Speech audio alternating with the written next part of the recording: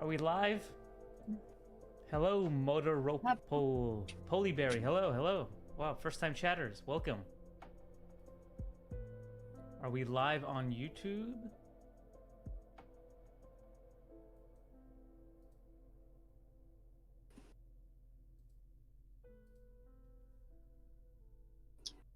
Should I hang out in the Twitch one or the YouTube stream? That's up to you. Hello, Quentin, welcome. Kodokuna. I mean, I can't read that, but nice to see you. Thanks for joining. Yo, Kylie Comics, Ghost Kid, hey. We can hear y'all, great. Moon here, welcome, welcome. Your stream is so clear. Yo, thank you. Appreciate that. Love a clear stream. That's what I want to be known for, is a clear stream. World's clear. Let me post, I guess, on Instagram that we're live.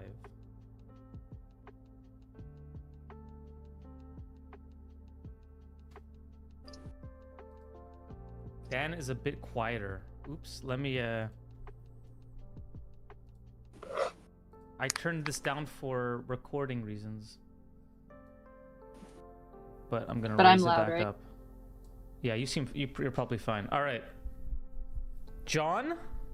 What is John doing here? I'm joking. Welcome, John. Thanks for coming by. Thanks for your support.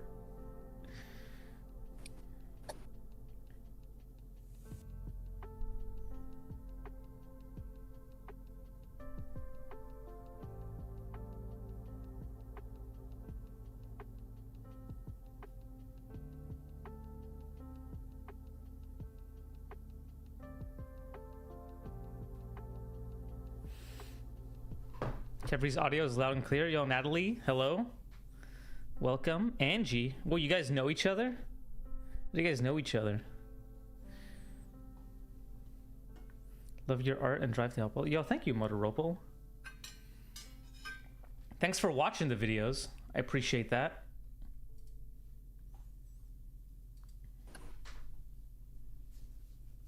So how's everyone's Monday going? How's everyone doing? Hope everyone's had a good weekend. I'm gonna have to do something which is hard for me, which is not tilt the canvas so it doesn't look like a, oh my God, like a nightmare. Like a nightmare circus. Yeah. On my the video I'm working on now, it's kind of like a nightmare. It like keeps rotating, and I sped it up, so. I wonder if you can. No, there's nothing. I've tried. There's nothing I can do about it. Hello, Andrea LV. Pandemicon, Lemon Fool draws. Nice and hydrated. What? Yo, hi, 20 Burn. I don't know how to pronounce that. Yo, YouTube. Oh, the YouTube chat. Kodokuna said konnichiwa. Hello, Lido, Namu, Veronica. 30 yesterday? Yo, happy birthday. Happy 30 is birthday. special. Happy birthday.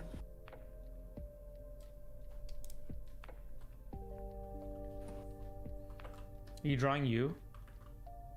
I guess it turned. I don't really look like this, but I also don't really look like my icon. My hair's much more brown now.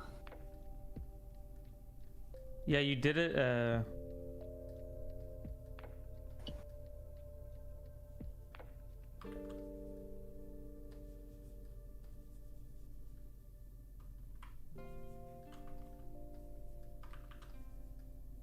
I did what? You did that icon like a while ago. Yeah.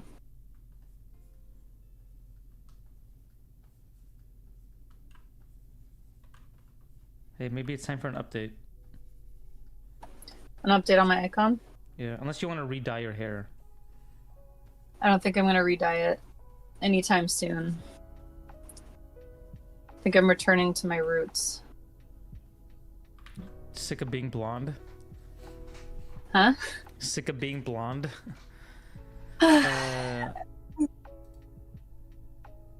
Technically an adult, no longer a young adult. Hey, we're still young. I mean, you're still young. I'm not gonna... you guys don't know my age. You're early to mid to late 20s. Yeah, I'm early to mid to late to early 30s. To extreme late 20s. It's like late 30s to extreme early 30s. You are 26. Hey. Kneedy, thank you. Everyone's saying hi to John. Everyone knows John here. Kodakuna says, Daniel, sorry for springing a question on you suddenly, but what are your thoughts on the current state of the industry? Is it true that there are no more jobs? Hey, I was thinking about this recently because I know someone who's a student right now for animation, and they were asking me the same thing. And I think at the end of the day, no one really knows like what the industry is going to look like in a couple of years. But I mean that simultaneously, doesn't mean that it'll be, destroyed, or like there won't be any, production happening. I think there will be. It might look a little different from how it's looked historically, but yeah, I think there's like kind of a lull. There's been kind of a lull of the number of projects, especially in TV, for the last couple of years. Like there was a boom during 2020, 2021, which has kind of fallen off the last couple of years. So we're definitely in a dip right now, but it doesn't mean it won't surge back. At least in terms of the number of shows being made. That's my opinion. Yo, greetings from Brazil. Yo, Ronaldo, thank you. Greetings from California. Based in France here. Yo. Wow, yeah. What time is it? Oh my god. In France? It must be like, wait. Yeah. Like 1 a.m. Hey, Mr. Doodling, welcome. Yo, McKenna, just joined from work? Hell yeah. Kodakuna says, thank you, Kevries. It's you're welcome. 3:41 a.m. Oh. Oh god. Yo, that's it's not a little early? Did you get up for this or stay up? That's my question. I hope. Yeah, maybe they're just a really early riser and they just woke up a little early than usual. For some reason, I don't associate artists with early risers. I work at night. Yeah. Okay. Nice. We're nighttime people. It's 6:41 here in Pakistan. Oh my god. Wait, yeah, that's like oh my goodness. Other side of the world. I hope you woke up early and you're not just awake. Comparing my age to free rents to feel younger. I mean, everyone's younger than 1,000, so it's a good strat. Yeah, I got ID'd today when I was buying alcohol. I felt kind of good. Yeah. He was like, "Are you?" And I was like, "Yeah." And then he was like, "Let's see the ID." Oh, really? He didn't even believe you? That feels pretty good. Well, it wasn't like that. He followed up with asking for the ID. Okay, yeah. It wasn't like no way. It's 4:42 here in Turkey. Yo, we got a pretty international audience here. Thank you for coming. Yeah. Despite the, crazy. Seems like no one here is from America. In Poland, whoa, that's sweet. Why are you up so late? Everyone here is up so late, or alternatively up really early. Hello, Thulayu. 3 handles of vodka and anyone would ask. Here from California. All right, nice. Oh yeah, East Coaster. All right, we got a wide variety. We'll just let people trickle in before we start. Sounds good.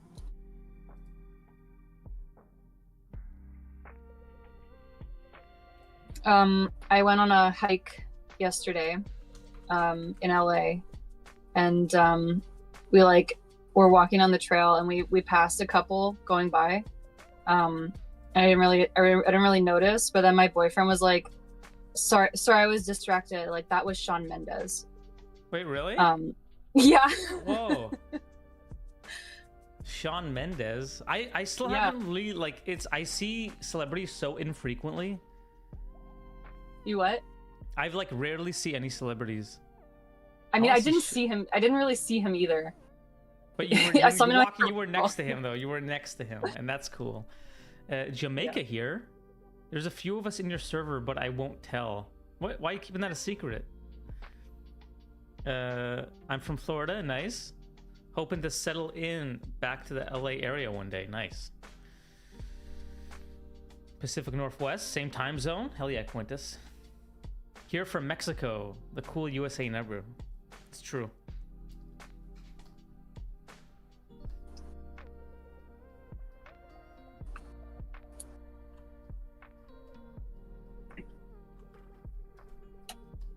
Yeah, I don't...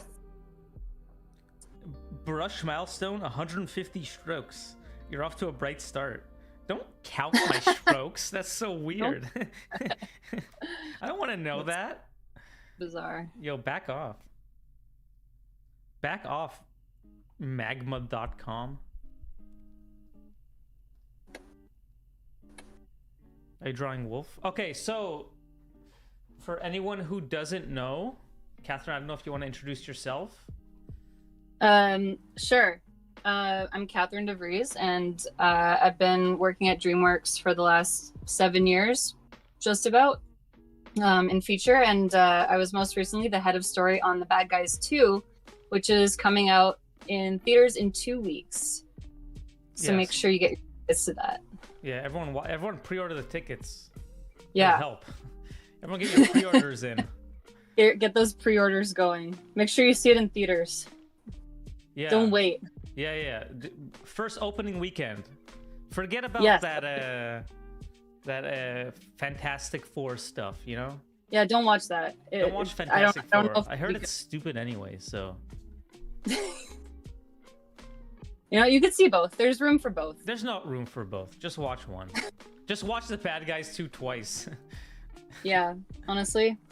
It is pretty rewatchable. I've seen it so many times, and it's like really fun to watch every time. So, and she's not that I'm biased. Yeah, I love it when Magma counts my brushstrokes. And then I'm Daniel. I've been at DreamWorks for 8 years. I wasn't no head of story or nothing, but I did work on the movie with Catherine as my boss, which was fun. Yeah. You worked really hard. Yeah. For like 2 months. Two intense months. Yeah. You know what? Your scene is in the movie, so I know. And that's kind of rare. It is rare. I prefer animated films anyway. Exactly. Yeah, that's what I've been saying. All right. I guess we can just start. Hopefully this stream will motivate my portfolio dev. I've been so busy with other stuff. Hopefully. Hope this motivates anyone here to keep going. To make more portfolio pieces. Because you should. Yeah.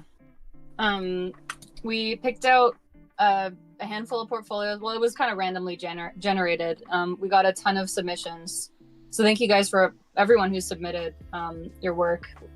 We are hoping that even if your portfolio isn't one that we're going to review today, that you still kind of are able to learn a lot from the ones we do review. And so yeah, we have a cool variety to look at. Yeah, and I haven't really seen most of them. I used a random number generator. But there was like 65, 66 submissions, which is kind of crazy. I wasn't expecting that many. And then maybe after we're done the 8, we can like pick out some people from chat at random and we can look at their portfolios. So I guess we gotta get going for that. We have to actually start. Yeah, well, yeah, let's do it. So the first one we have is Moon, I think. Moon. I think you're in chat. I think I saw you in chat. and it's like 3 a.m. for you. So it's good that we're doing yours first. Yeah. You can go sleep after. So they are from Pakistan, and they said, I'm a story artist who wants to explore characters, personalities, and styles. I hope to improve my storytelling and dynamic drawing. My main focus is feature animation for kids and older audiences. I guess that's all of them. With action, adventure, comedy genre. And my dream studio is to be in Sony Pictures, DreamWorks, or Netflix with Visa sponsorship. Amen. I'm taking storyboard mentorship, and I have 1 year of professional storyboarding experience. I recently updated my portfolio with a new banner and storyboard sequence. Hell yeah. Cool. That all sounds good. So, I'm guessing your portfolio piece that you just updated is the mermaid on a beach. I don't know if they're still here, but I assume. Yeah, are you in the chat, Moon? I saw them earlier, so I think they should be. Yeah. But I like that they have their characters and the thumbnails up here. Yeah. I think that's cool. That's a good. People want to see that. People want to see character exploration. What is this blue line here? Is that the horizon line? Seems Oh yeah, seems Moon like is here. Cool. No, because the top one is diagonal. Moon, what is this Oh. blue line?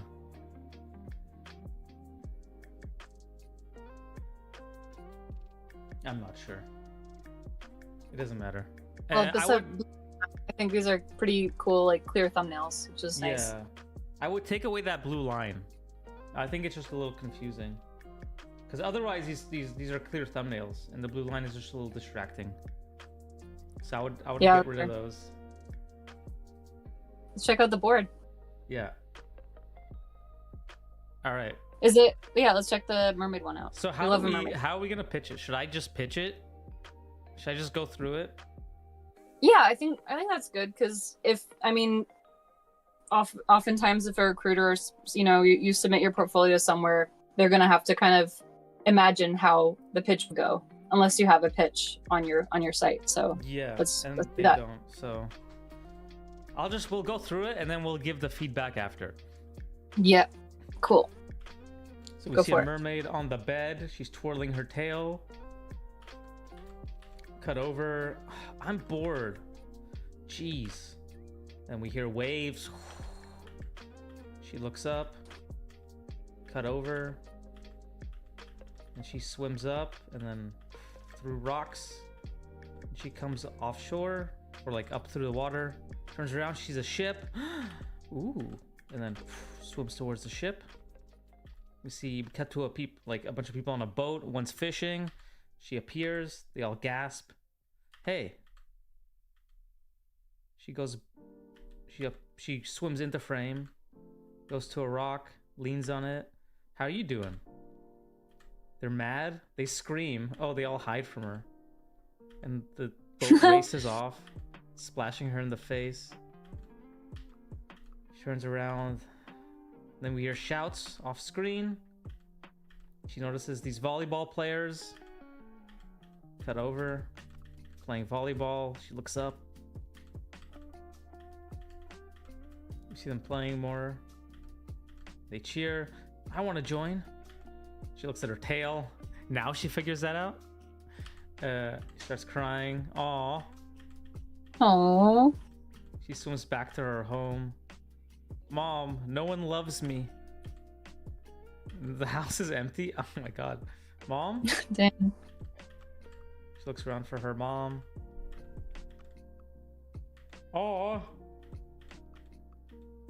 She looks at the photo. It's just a framed photo in her undersea house. Yeah, wait. What the? And she looks down and she sees all these like photos of, I'm guessing, of her mom like partying on shore. How is my mom a human? Looks down. She opens this box, takes out mermaid to human? A powder for turning into humans. That's interesting. Only for mermaids over 18. She looks around. God, I use this. Whoa, what's happening? And then turns into legs. Ah, I need air. She appears. Ah, man. Huh? A feet? I'm human. It works. She's, whoa. I'm guessing she almost tripped because of her feet. And then we see people, the like volleyball players. Look over. Are you new here? Yeah. Hey, girls. Oh my gosh, I love your outfit. Hey, she can play volleyball with us. Yes. And then we cut over. Here's a ball. Okay. Do your best, girl. And then, okay. Here we go. And then she hits it down. Yo, oh my god, she railed her in the head. What was that? I thought I hit the ball in their faces. That's dodgeball. You're supposed to hit the ball to the ground. Here. Oh, my bad. Here we go. She throws it up too high. Hey, the ball goes in the water. Oh no. How to get a ball? She looks around. Oh, that would work. And she falls in. Hey, girl. She looks up and she's back to mermaid. I'm okay. And then, huh? What? She looks at her tail. They look shocked. They freak out. I apologize. I didn't tell you that I'm a mermaid. I'm sorry. I guess I'm going back home. This is long. How many panels is this? She goes away sad. Yo, a mermaid? I love mermaids. The other girl jumps in. Let's play volleyball here. Yay, and they all cheer. And then they play volleyball from land. She hits it with a tail. Aw, cute. Oh, that's cute. That's sweet. That's a very like clear beginning, middle, and end that you did there.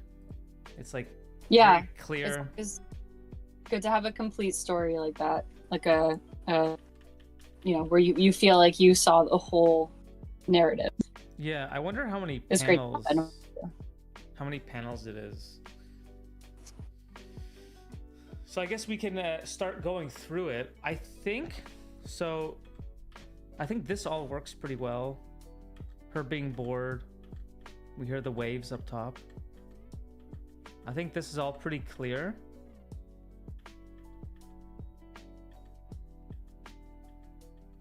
And I like this. I had a few thoughts right here. Is I kind of like, because she's in kind of a normal like girl's room, I didn't really read that she was in the water.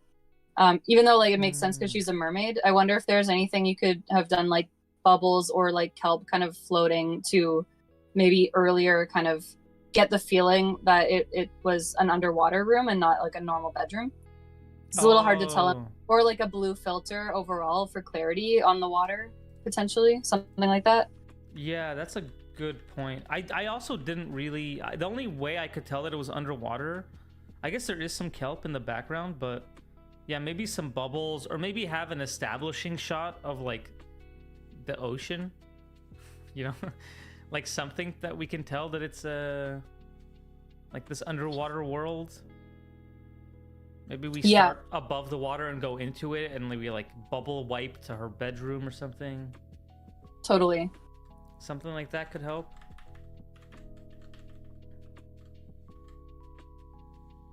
Oh yeah, maybe fish swimming around could also help, because she's the only like sea animal we see. Yeah. She turns around, she sees the boat. So here... Just to point out. Oh, go on. Oh, sorry. Go ahead.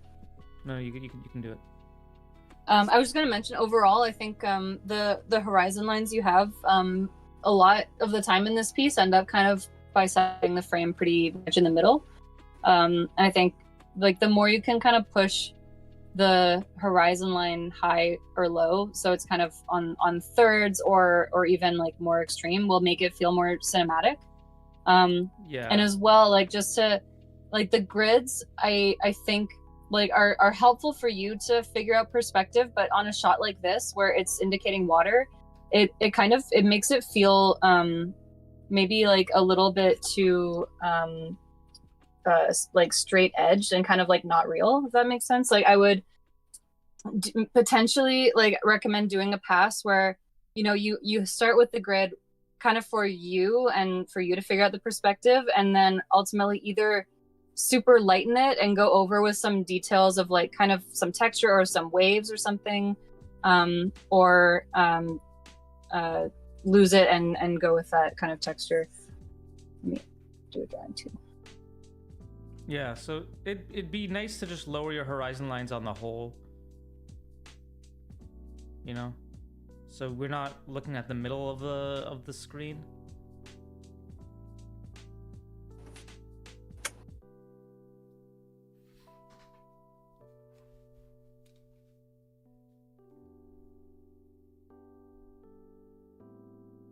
Oh, you're going the opposite. I'm doing alt. Yeah.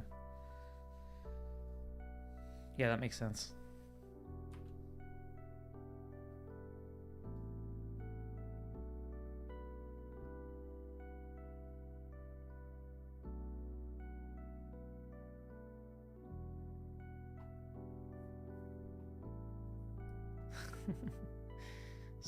John says, search David Lynch Fableman scene on YouTube for a great horizon line lesson. Yeah. Beneath the middle or above the middle? Never go in the middle. Yeah. I guess you could, like, you don't always need the grid. You can use, like the waves could be like a marker. That might be a bit more interesting.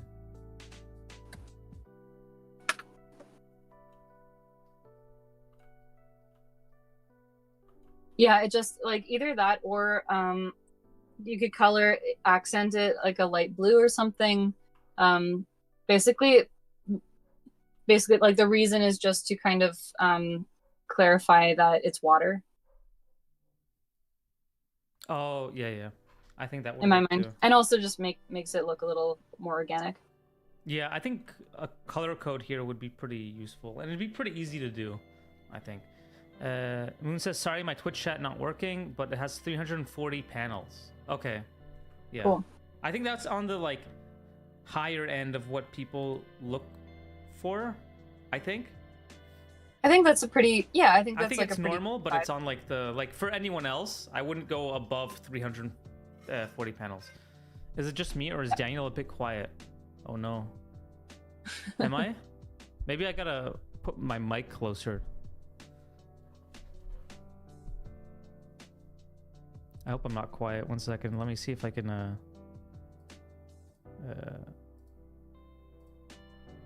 should I go even? Okay. I'll do 60 gain. Maybe that's enough. It's good for me. He is a bit low, but I can hear him well. Hopefully this is better. I don't know why my gain keeps lowering. It's kind of annoying. Okay. Let's keep going. Here I noticed something where I don't think you need dialogue here. I think her expression says enough, and I think you can like cut away almost all the thinking dialogue that you have, like where she's like, I could use this, I could do this. I think just cut all that out. Like you can tell just from expression, and it kind of distracts from the expression a little bit for some reason when I think of her saying something. Yeah, I think that's a really good point. Like, I like that you have some dialogue in this piece, but if you find yourself relying on dialogue because you weren't feeling like you had a clear way of expressing it just in visuals, try to really push like the clarity in the visuals. Like, for example, on that last piece, you could have cut. Right now, she like on the previous shot and even on this shot, we're on her 3/4 back view, which is not really the best for reading an expression. So you could have this shot where she notices the boat and then cut around to to her face, like a full-on close-up of her face, and watch her expression change or her gasp or whatever. And then we'll get that she's excited to see the boat, you know? Yeah, I think that's a really good point. Really want to step on it. Because what's important here is her excitement, right? It's not the boat anymore. We've seen the boat. She's seen the boat. and her leaving isn't necessarily the important part. She can leave in like a close-up too. Yeah. And then here we go a bit closer to a boat, but so she says hey, walks into frame, leans on the rock, and I almost feel like we should cut something out. Yeah, I think there's a lot of coverage right here. Yeah, it's hard to think exactly where to cut. I think what you could. I'm thinking instead of using this shot, we go straight to. So cut this shot out. She goes in. Cut this. We go straight to her coming out of the water and leaning on a rock. And she says, "Hey, how you doing?" Guys, though. Oh, right. But you could be closer on just the guys and have her dialogue start off screen, for example. Yeah.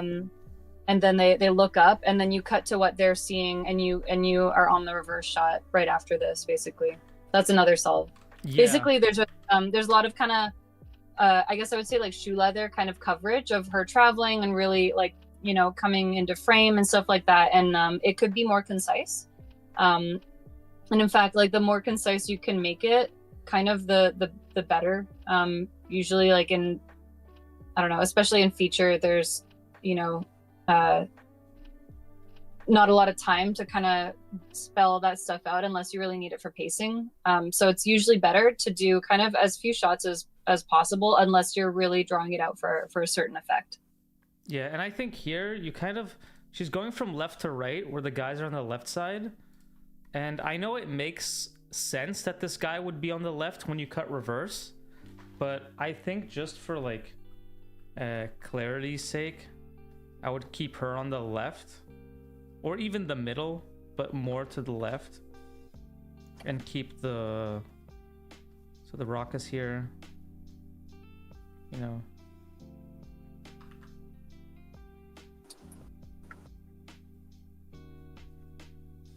She's like, hey guys, whatever. And put them like over the shoulder here. I think for me that would work better. Or you can even put two of them, but maybe frame her like that. But for some reason, us cutting to her being like kind of looking off screen to no one when the guy in the foreground is to the left just kind of confuses me a little. Keep in mind the composition also, like this composition, you have a lot of negative space in the frame. And to Daniel's point, she's kind of looking into the kind of empty side of frame. So composing it a little more intentionally would kind of help, just a more pleasing kind of framing. Yeah, so more cinematic framing. You can still do that low shot. Like I don't mind the low angle. Yeah. Yeah, something like that. I think could help. And here, I think this is pretty funny. Them like disappearing and then the boat just like comically like going away. I think is pretty funny. Her getting splashed. Here, I was missing like, you don't have to have her turn. I guess you wanted to have her turn for I think this cut isn't working. It's like a jump cut. The cut in, yeah. Yeah. It's not like a big enough difference to really be motivated as a cut. I think I would cut here to a reverse of her instead of having her turn around. You could even cut on the action as like it starts to spray her and like then when you cut into her, she's getting sprayed and you can read her expression as that happens, Yeah, that's a good point. I think that would work. Yeah, so she gets sprayed, and then as the spray hits her face, we cut into a reverse of her looking like maybe the water falls down her face and she opens and she's like all sad. Oh, yeah, you got it.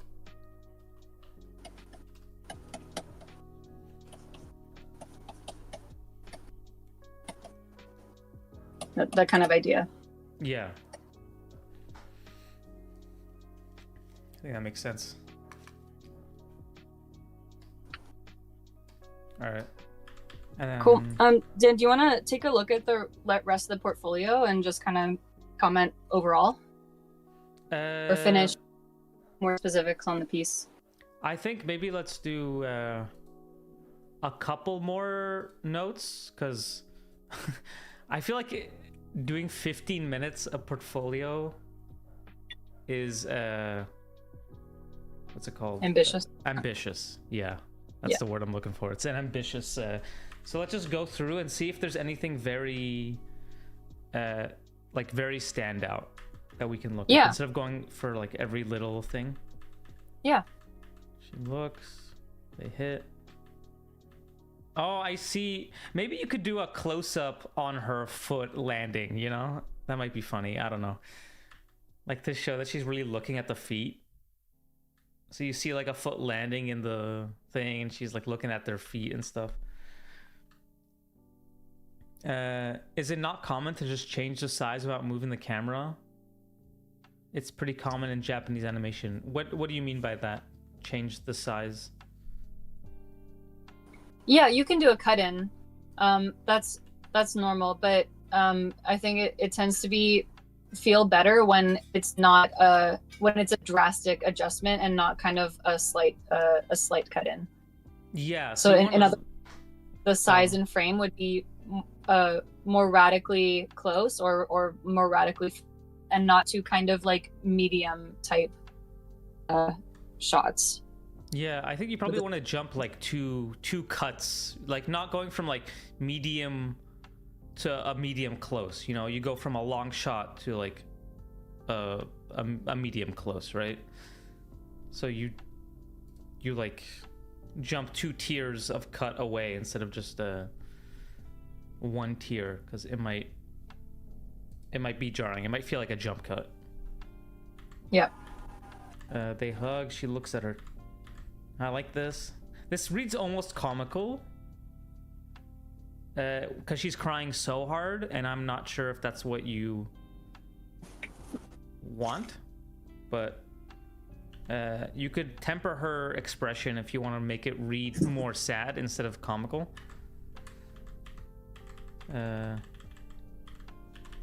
Is there a reason she's calling for her mom and then sees the photo? It looks like her room. Or is she just talking to herself?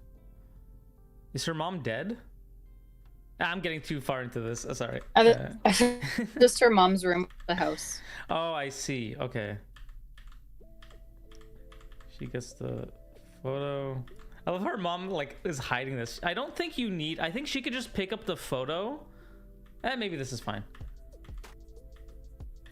I think it works. She puts it down.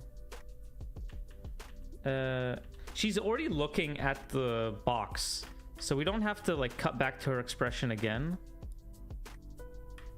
She can pick it up and then be confused. A powder for turning into humans? That's interesting. Only from such a little detail that it's just funny. Like it's not even relevant to the the story. The 18-year-old thing.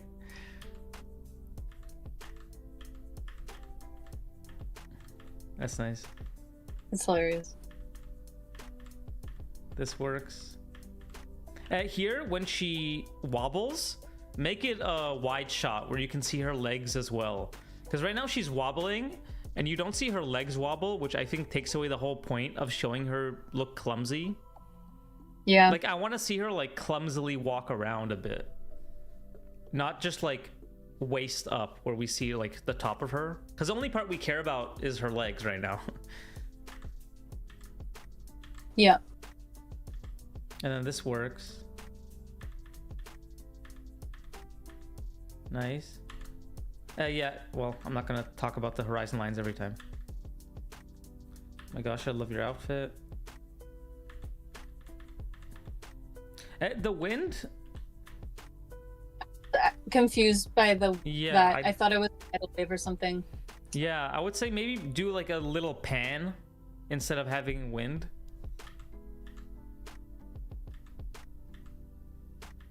Or just don't have it. Yeah, or just don't have it.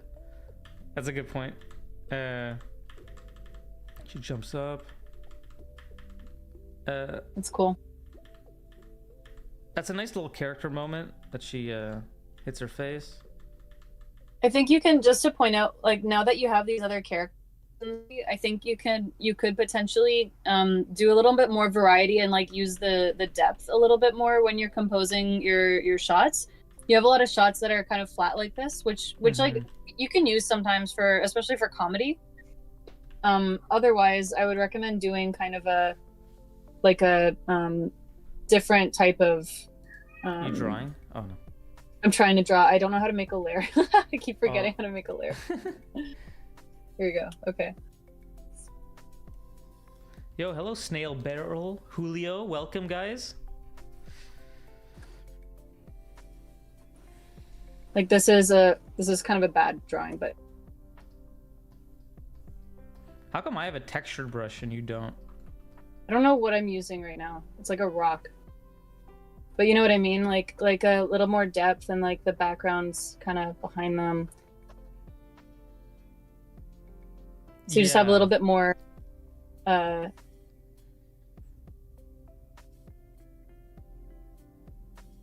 variety.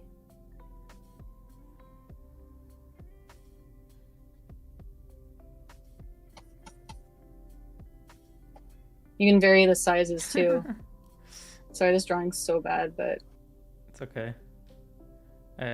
I've done much worse when I draw thumbnails, even on Twitch. Yeah, that's a good point. And you can do like rack focuses and stuff. There's all kinds of little things you could do with that.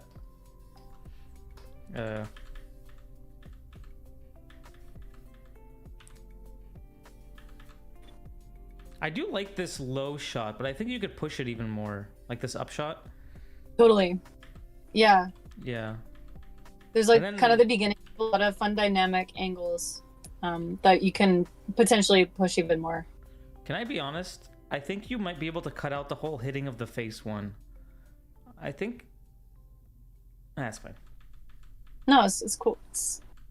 I don't think it will only be for like brevity's sake. It doesn't I don't think it makes the story better. Yeah.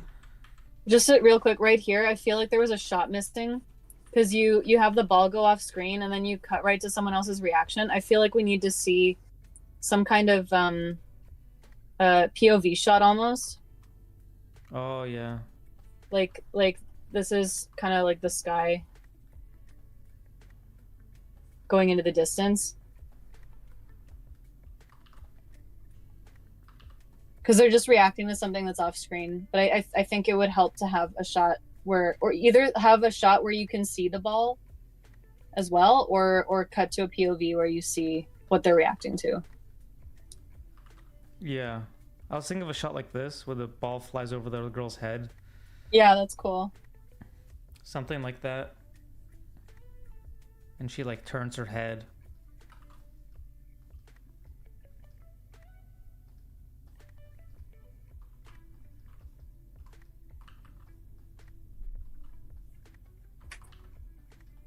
Something like that. And then we cut to it falling in.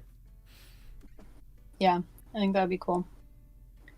I think we should keep moving. Yeah, unless you want to really quickly wrap this. We're almost done.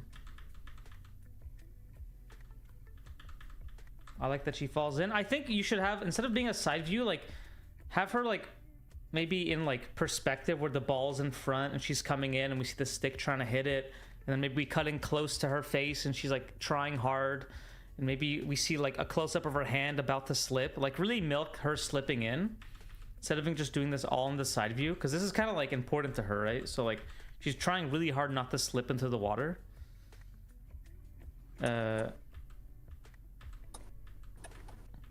And I think she should have the ball here. She should hold the ball and be like, hey, I got it. And then, you know, they gasp. Instead of it just being her as a mermaid, I think she'd be like, I got the ball. And then, you know, oh, crap. And I think the rest of this is working fine. They could just be playing in the water. I don't think they have to be on the dock, but...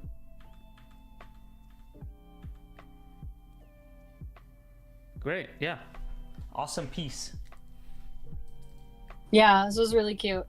I think I don't know how much we should go past like just looking at the portfolio piece, but we can look at like the character design ones. These are more illustrations, I guess. But yeah, for the story stuff, I think this and having these thumbnails and characters is like perfect. And it looks like you've got a couple pieces, which was great to just kind of flesh out a few different ideas. Cool. I think you've got the right setup. All right, let's move on. Awesome. Good work. Yeah. Thanks for submitting. Yeah, thanks, Moons.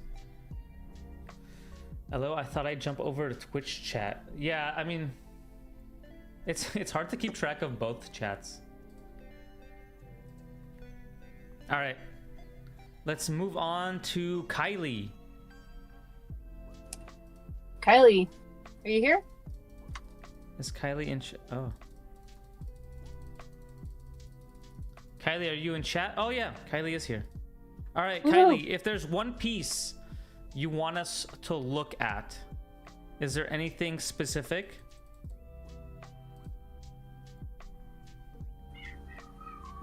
Thanks for the feedback. I'm working on a new storyboard sequence. Oh, nice.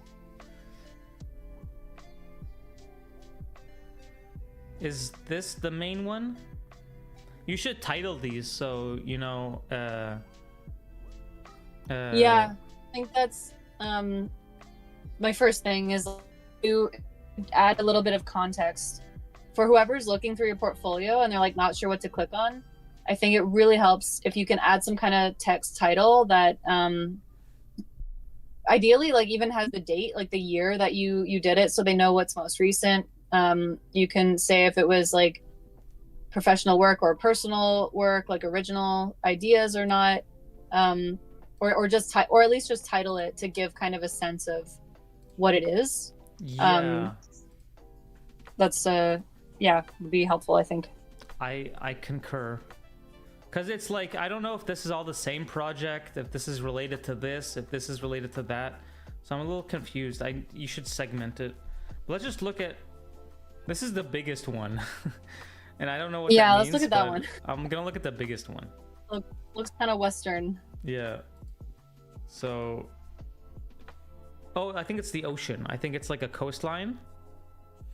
Oh. And we cut over to a shrimp shack. Sorry. We cut in and there's a guy like hitting on this uncomfortable girl who's uncomfortable. Melissa, and what can I get for the happy couple?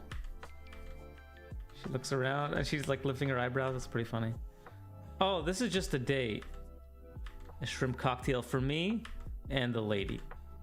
Oh, it goes white. I don't know if that's an accident, but it goes white. I'm sorry, Bobby. We're all out of shrimp. What? He gets furious. Looks around. This is the shrimp shack. Wait, they have shrimp. Yeah, they do. I think that's the. I think she's she's the villain, and then looks back. She's ew. She's slurping down a shrimp. Shrimp. You blink. I'll just take a water. Yeah, me too. 2 waters coming right, and then water comes spilling out of her head. She ducks down. Oh no. Looks up. What time is it? Just past 7. High tide? She jumps over the shrimp sack. She flops into the ground. Is she flopping like a fish? It's kind of funny. She runs into the water, rips off her suit, and then jumps in. And then you see her like... Oh, she's a whale. Oh my god. Wait. How many mermaid related stuff? I've clearly like phosphored a community of people who only like marine creature storyboards. Or maybe you've attracted people who liked yeah. it by you having it. Okay, I guess that's it. Wait, that's it. Is she a giant Cool. shrimp or is she just like a fish? I think she's a whale because she spurted water. Oh, yeah, you're right. You're right. Fish only stories, guys. I don't want to see anything else. I like this. Oh no, I like this like close-up shot. Yeah, you have a lot of really funny physical moments with especially with this character. Like you have funny expressions and kind of poses and stuff going on, which is really cool. And I kind of like. This shouldn't work, but it kind of does. But I think you should, for like proper sake, have her face enter here. Right. Because it just kind of jumps over here, which is funny, but I think have her enter. Like, you are cutting on action. But yeah, have her enter here. She screams. Just past 7. Or have her finish. You don't have to have her, like, completely enter frame, but you can have her settle. So it feels more like a cut on action. Yeah. But her mouth can't go from closed to open if it's the same. Yeah. She should at least have her mouth starting to open here. And maybe having the other girl in the foreground could help. Essentially, yeah. Just past 7. Get rid of the red arrow. And then instead of having the red arrow, like show her leaving frame or going back further. And then have her finish going back into this frame. So you always want to keep cutting on the action instead of just cutting to a new pose without any yeah, fill in the gaps a little bit more. Yeah. This is a funny. I like lower the horizon line so it's like truly flat, you know? So I kind of want to see it like so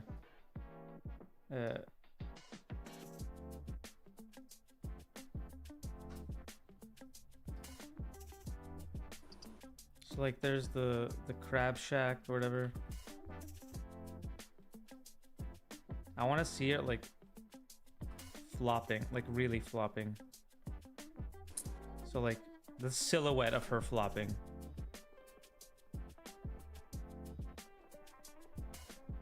You know?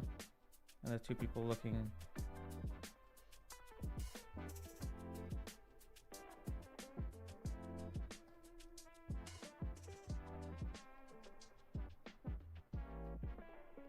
Something like that. So just make it like as flat as possible instead of having the horizon line. Because I think the silhouette would make it read pretty funny. She's like flopping in like, yeah. So the background doesn't get in the way. And then also like you have a lot of like space on the right side that is kind of just for the shrimp shot. And what we only care about is the left side of the screen right now. So Gremlin redeemed posture check. Oh shit. Okay. All right. Thanks, Gremlin. And she runs off. That's funny. They're like ripping off the outfit. I think it could be clearer. It is funny, but I think it could be clearer. Yeah. It's a little tough because partly because of the angle and partly like yeah, you might need like, just a better silhouette on the clothes or the shreds, and then they actually disappear the panel right after, so it's kind of easy to miss it. Oh yeah.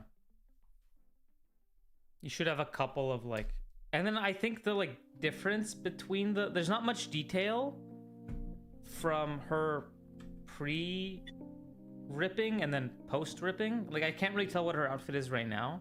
So maybe adding more detail and like clothing folds to at least show that she's like wearing something. Because I kind of tell there's like a midline, but like I can't tell if she's wearing shoes or not, or sandals, or so maybe some more detail on that would help. She rips it off, jumps in, and then oh, I see. It's like a yeah. So I think having way more. There's only like a few poses. And maybe having like she beaches, then the water comes out, then she, you know, the tail flops in. Because right now what happens, like Like we see this, I didn't really get what this was. And then the tail comes out, and I kind of understood what it was. But I think having her like come out, water comes out. Maybe we could even cut to the couple, and like maybe the water lands on their face or something. And then we cut to like the tail, and then like slaps down or something.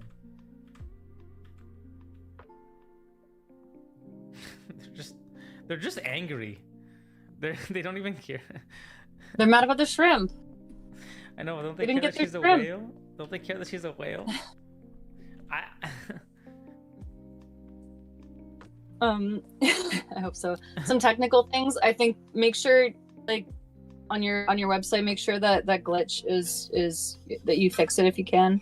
It might be like a problem with the Storyboard Pro export or something. These white panels. But also the way that you've exported the camera moves. I think there's some kind of setting where you don't see like the green and red boxes so much as like you. If you go to the beginning, you'll see. Oh yeah, even here, yeah, we see the boxes of like the before and after. Yeah, it's like preferable just to not see those and just kind of do the mechanical camera move. Yeah. Like export what the camera sees in your paneling, basically. Yeah. Also, maybe use speaker deck. Maybe speaker deck would be a better one than Google Slides. I mean, this works embedded. It works. The only thing I don't like is that I can't go to specific ones like in speaker deck. Oh. I guess you could do this. That's kind of cool. Yeah. I like that speaker deck has like a timeline, but it's not a make or break thing. It's just a personal preference. I like. Okay, this establishing shot.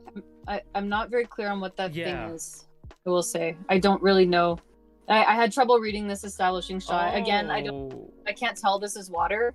It kind of looked like a desert to me. Is this a wave? Oh, I thought it was like a pipeline.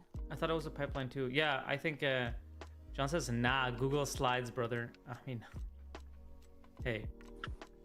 Yeah, I think, yeah, make it super clear that it's a boat, like a ocean. And also, like, wherever the shack is, it should be in this frame somewhere, I think. Or you should like, follow the wave and land on it and then cut into the next shot you.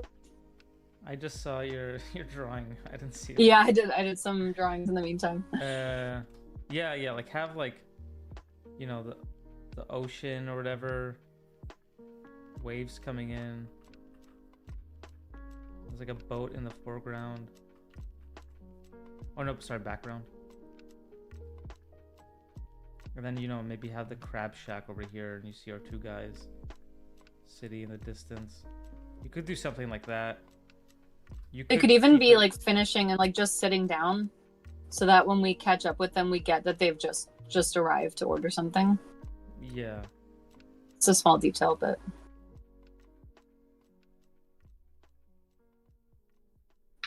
Yeah, I think just, yeah, make it clear that it's this water. You can also color code it. You don't have that much water in the scene, so it'll probably be fine to color code it. All right. And then we have these. I like how you put so much like thought into her character and like she's like a strong girl and stuff, but it's not relevant to the storyboard.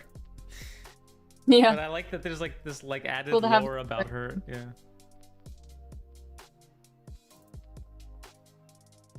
Oh, she's like a. I like all this character stuff you have. All this like exploration. That's cool.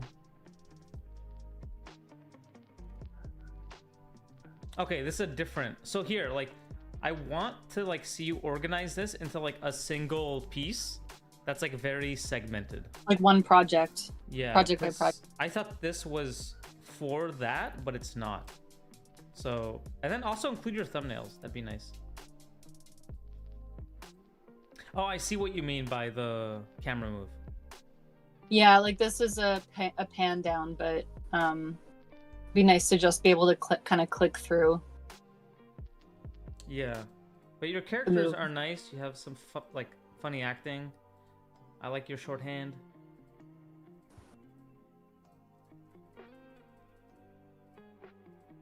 Yeah, I think there's a lot of good details to this, and I think the comedy is really funny. Yeah. All right. It's cool. Yeah. Thanks. Awesome. Should we? Yeah, I guess that. We should keep it going. All right. Yeah, let's thanks keep for your going. submission. Thank you, Kylie. Thank you. All right. Ethan. Did we got an Ethan Hello. here? Yo. Hey, Okay, hey. he is in the chat. Hello. All right, is there anything, Forte Part 1 and Forte Part 2? Real quick, how long is this piece? How much Forte we looking at? I suggest watching the first animatic. Okay. The button. Oh, wait, there's a... Watch the full animatic. Whoa. Okay, wait, let me pause the... music. This makes my life easier because I can just watch it. Yeah. It's 3 minutes. Oh, Ethan, you made a whole short. Yeah, that's cool. All right. 38. Big tackle by the opponents. Things are not looking good for the Chickens. Wow, it's like a fully produced album.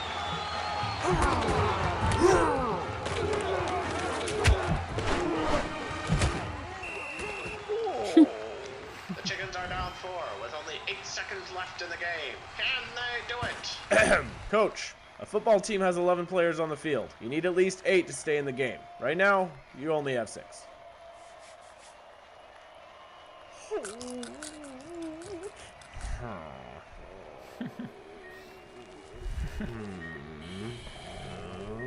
That's funny. Oh my god. You, get in there. And,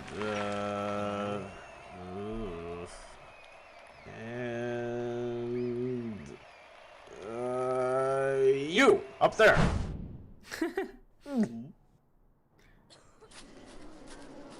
That's funny. Wait. Yeah, that visual's great. Just gonna get a helmet on you. Good enough. Now get out there. Break. Wait, what do I do? Say hike. Hike?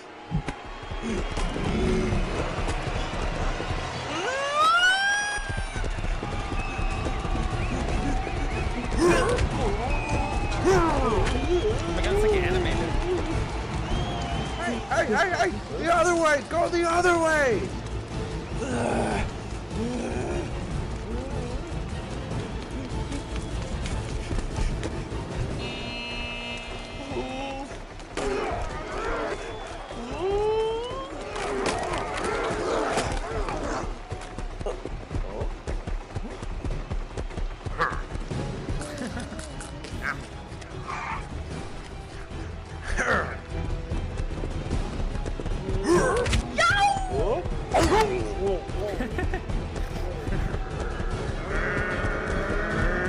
Okay, they got more than 8 guys.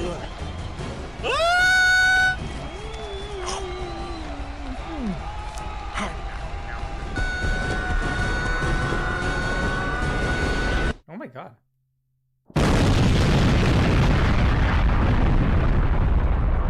Oh my god. Jesus.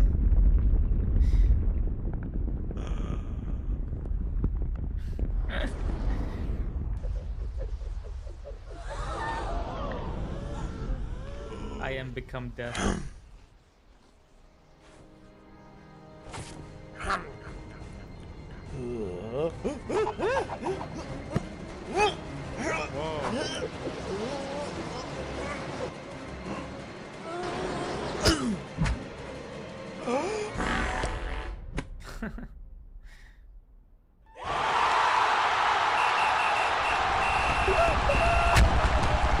They've won. The Chickens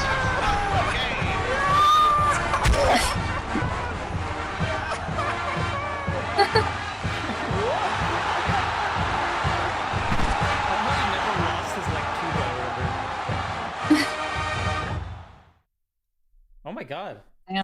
Well, Uh, it's a crazy piece. huh. I don't know how I can help. I don't have. Well, why don't we? How about we point out what we liked about it? Because I think the boarding is so very solid, and your jokes are great. Is this an original piece? Did you write this and did you edit it, or did you how did this piece come about? Maybe you can tell us a little bit. Yeah. Oh, That. yo, 10 Hong Kong dollars? Pete here. What if Amphibia season 3 had been rebooted? I've never seen Amphibia. I'm sorry. I'm so sorry, Pete. I'm so sorry. But I appreciate the donation.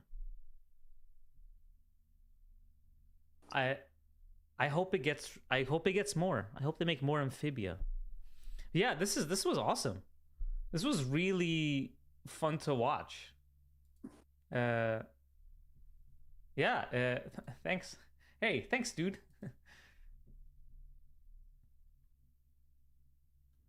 Okay, I'm sorry I didn't give you yeah, Ethan.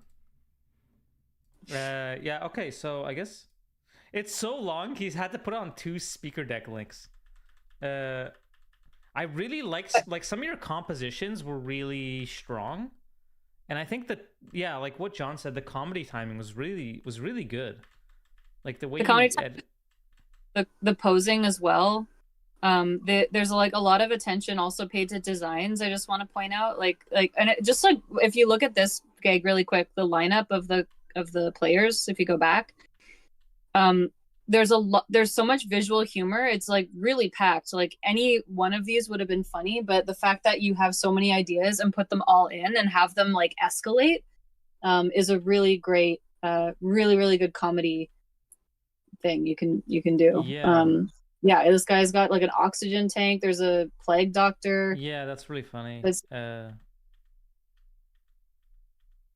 Oh, he sends out the wheelchair. Yeah, that's really funny. This guy's been the one without arms. Oh, injured.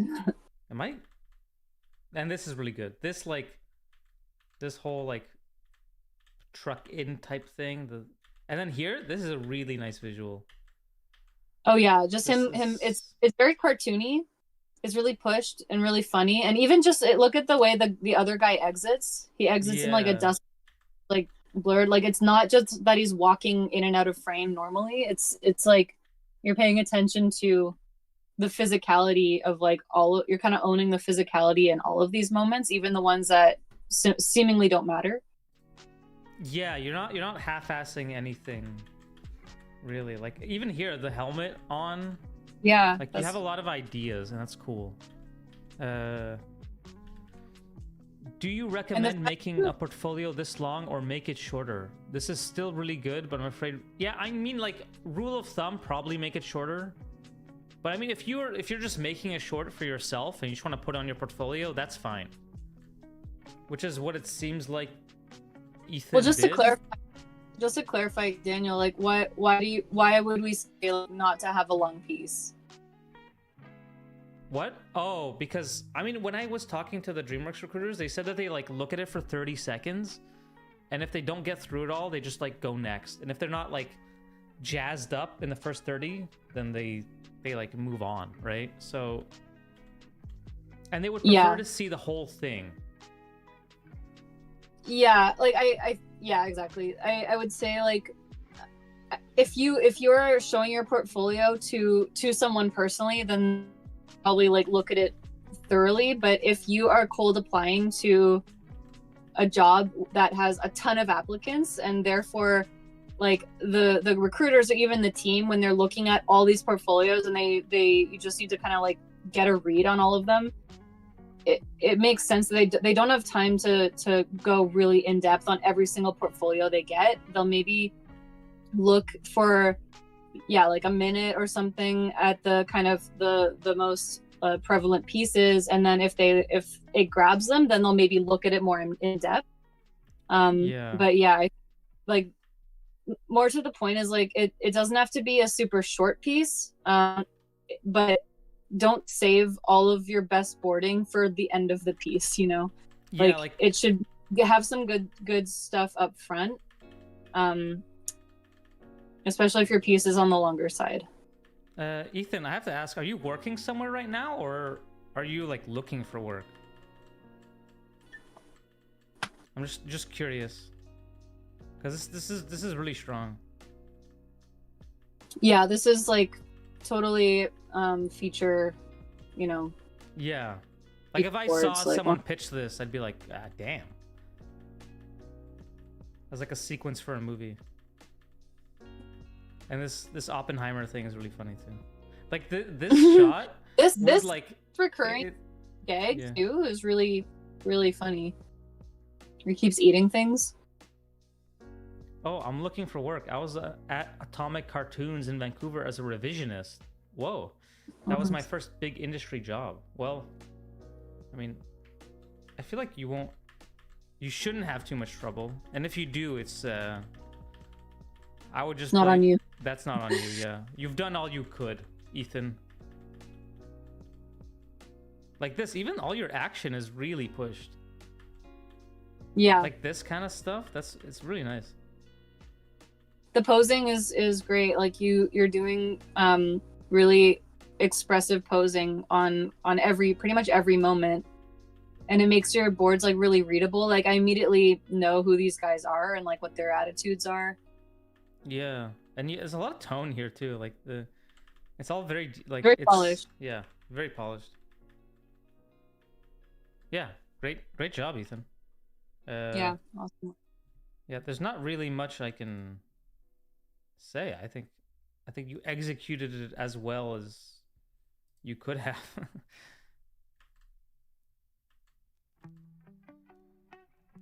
Yeah, that's such a payoff for like why. Also, shout out doing that freaking every single through an action scene. Well, sorry, you cut out a bit. Oh, there's shout out for drawing that tuba throughout the whole action scene. Yeah, that's. I would have given up. Dude, yeah. I would have made this so much like less clean. If I would have called it. Yeah, I would have drawn the tuba 3 times and be like, no, I can't. I'm doing a different idea. I'm doing a different idea. There's a flute. Yeah. Yeah, he's got a triangle. I had a decent amount of tuba pictures pulled up the whole time. He's had a whole like 720 rotation of a tuba. Like, it does remind me of Klaus. It does look like Klaus. Oh, yeah. Okay, yeah. So let's see. Because I'm thinking, okay, you have an emotional one, which also from the offset looks really good. So I was gonna say you might need like an emotional one, but it doesn't look like you do. Maybe too. The only thing I could say is maybe it's too polished, but you've already done it, so. just for like everyone watching, like this level of polish is amazing and like really awesome to look at, and I think is great for a portfolio. But production boards almost never look this way. Yeah. This just and to be also, clear, you don't have to like for your portfolio. You don't have to do this. Yeah, I would say like if I was to really nitpick, I would say these like character drawings could be a bit more gestural than loose. I mean, they're great, but like I don't know if it took you a long time or you're just really fast, but yeah, maybe it could be looser. But I mean, it looks great, so that's only if I was to like nitpick. But yeah, otherwise, yeah, great job. I'm sure you'll find work soon. Thank you for submitting it. Great work. It was fun to just watch. All right. Cool. All right, we got Palin Lee. Hello. Are you in chat?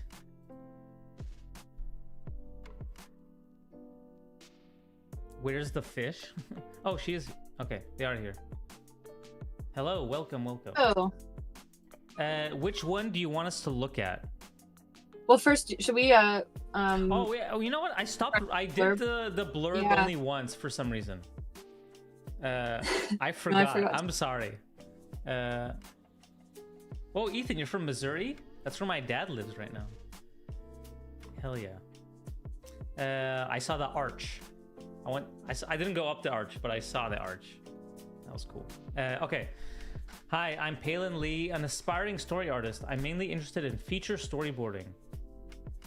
I'm a first-generation Chinese American, graduated from Cal State Fullerton several years ago.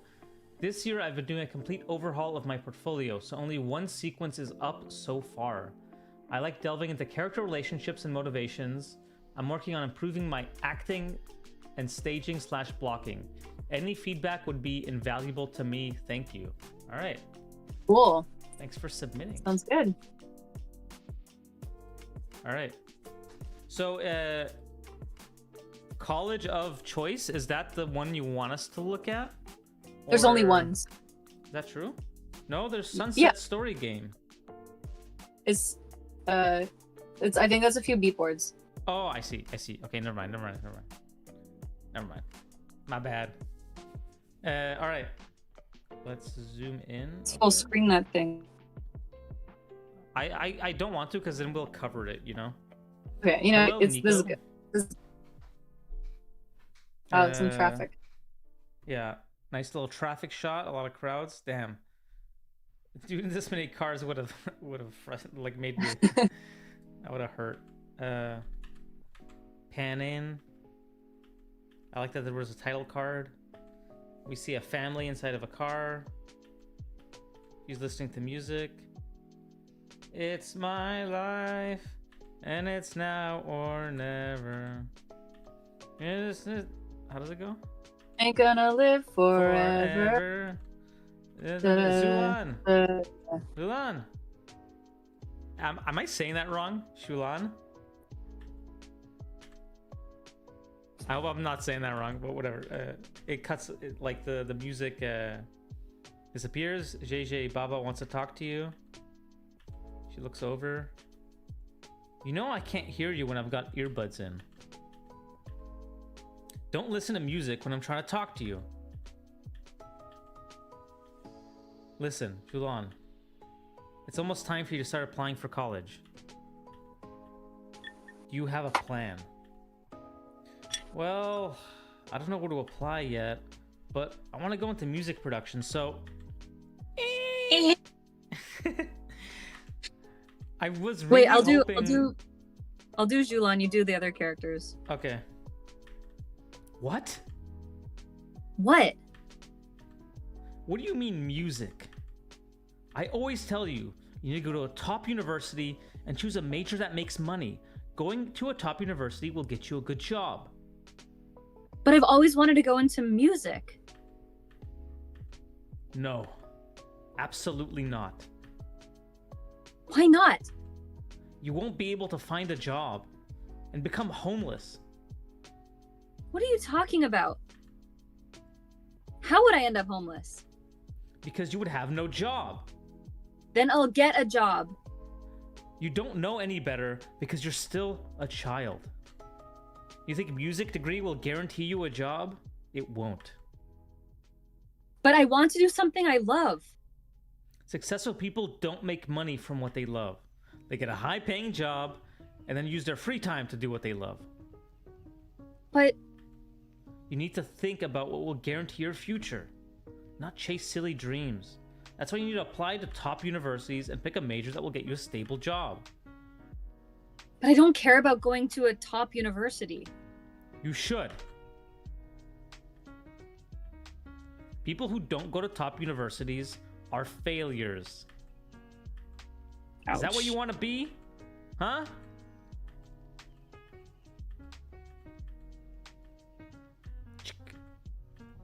What are you doing?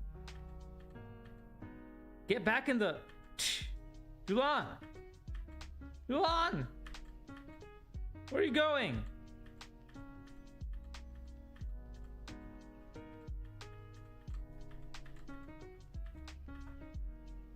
Birds. The music does not fit. She looks up. Sun setting. Julan! JJ, are you okay? Yeah, I'm all right. Julon, can we talk? Fine. Sit down. Julon, I'm sorry for yelling at you earlier. I shouldn't have lost my temper.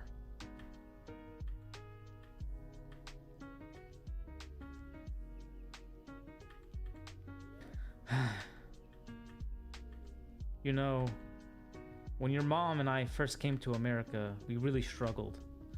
We don't want you and your brother to have to go through that. That's why we push you so hard. We just want you to succeed. What about what I want? Shouldn't I have a say in where my life is going? I just want to do something I'm passionate about. What's so wrong with that?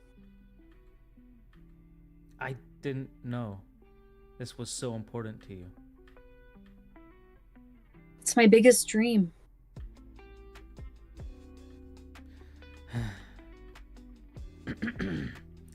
If you're serious about a music career, then you should pursue it.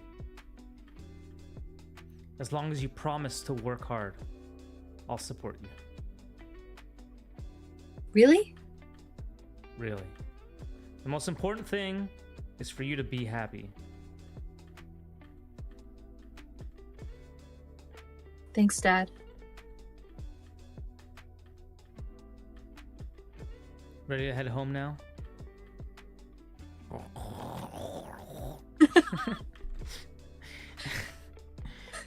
Absolutely. Can we go get ice cream? Sure. But he has to go to a top university first. Yay. Let's go, let's go. Watch where you're going. Nice. Aw. That was really nice. Yeah. Good job. Someone asked, how do you feel about tangents in portfolio work? Avoid them. If you can see them. I don't think it's like a deal breaker or anything. Unrealistic little brother didn't say skibbity toilet once. Yeah, he didn't talk about Fortnite, I noticed. You know what? I think this, based on the wired headphones, this took place before Skibbity Toilet. Okay, well, he should have been saying, like, swag and stuff like that, you know? There's all kinds of things he could have been saying. Fam, swag, 6'7". I don't know that meme. I don't get that. Okay, so there is something... Yeah, YOLO, that's a good one. Let me lower the music. Okay. So, one thing I want to point out is that there's this thing, which I guess a lot of people do, but I personally think that it'd be more interesting. When the person is talking, you're always on that person. Versus, like, sometimes the dad is talking and I want to be on her, right? So, I think, like, get used to, like, not having the person who's talking always on screen. And I know that's like a instinct to just always do that. But I think it would be more interesting if you swap it up every once in a while. Because it's always, like, always the person talking is always the one on screen. Even if, like, you want to hear what... You want to see how, like, she reacts to what he's saying. Not like he says it, and then we cut to her and she reacts, and we cut back to him and he says it, we cut back to her and she reacts. Like, his whole dialogue could be over her face, right? And that way it can also, like, the pacing could feel a lot faster. And then also here, like, the car braking, I almost want to see, like, a wide here of the car stopping. You know, and it's, you hold on it for a second, and then we cut in, and it's, like, awkward inside the car. But I was kind of missing that, like, the wide. That's a really, really good point. I think I just to like give an overall like thought about this piece. I really love where it goes emotionally. It's like honestly, like I really like it as a piece of writing. It really shows that you can write a conversation and have it come through emotionally, and you're tracking, you know, the characters each want something different, and they're, you know, playing off of each other. So I love that about it. I will say, like, when I first kind of took a peek at your portfolio and just kind of, without really reading the dialogue, just kind of thumb through the slides really quickly, there's not a lot of visual interest in like the front half of this piece, because it is in a limited environment and takes place, it's a conversation. The characters are pretty realistic in a way. So visually it's like doesn't have a lot of variety, and I think partly, I mean, it makes sense that you're doing it this way because the tone of the piece is sort of realistic and grounded.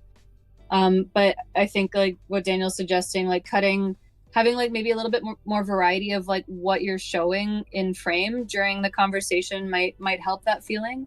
Whether it's cutting outside or whether it's like you know, if she's looking out the window and you kind of see what's out the window, but you see her reflection in the glass, like, I don't know, just kind of different types of shots like that. Yeah, or in the look, use the mirrors to compose like kind of different types of shots. Depth with the lighting, yeah, potentially like depth with use the lighting, or use like a kind of rack focus, or sort of the depth, like if you shoot from kind of her profile and the dad is in the background, then you can have some just like differently weighted compositions to kind of vary up the visuals here. Yeah.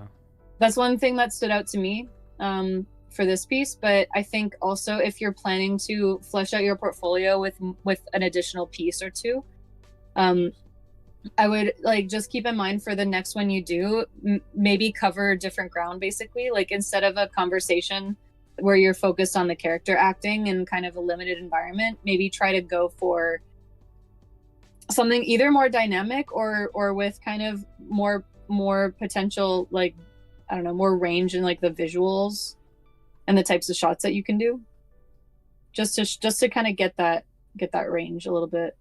Yeah, these are cool that you're. Yeah, I think it'd be cool to like play with the like, yeah, how you frame inside the car. Ethan, I have to go finish some freelance. All right, yeah, thanks for your submission. It was just fun to watch. Thanks for just giving us like a little short to watch. Yeah, that's great. Good luck, man. Let me know if you get something. See ya.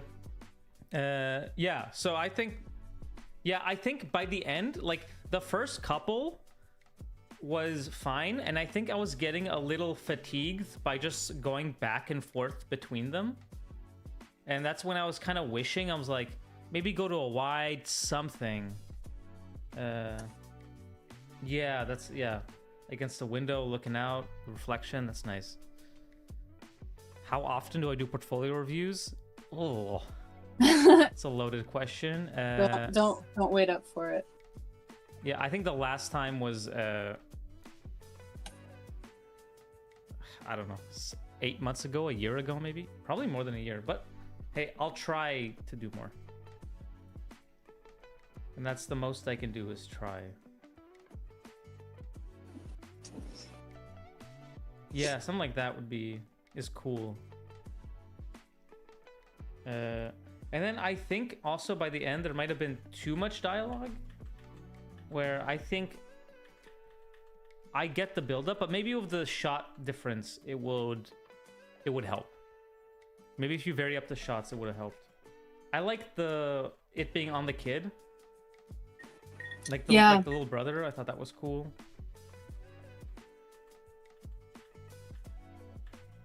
But here you're cutting to the same setup over and over again, which would skew more TV. But in your blurb, you mentioned wanting to do feature stuff. So I think also. Yeah, go on. Sorry. No. I feel like part of that is maybe like you're very like clean and spare with your drawings, which is totally fine. It looks great. but if that is holding you back from being flexible with like doing different types of shots or doing more gestural poses, like make sure that you're still letting yourself kind of do any kind of shot and not feel constrained by the drawings that you've kind of done clean already, if that makes sense. Yeah, I think that's a good point. Where it's like, I'd rather you do like more unique stuff, but like go a bit looser with it, rather than like giving us really finished drawings.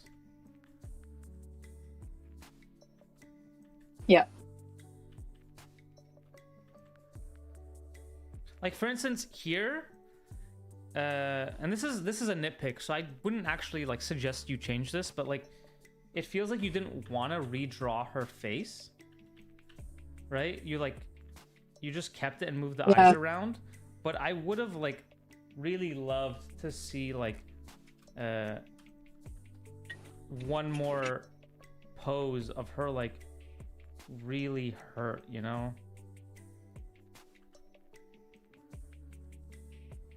Like,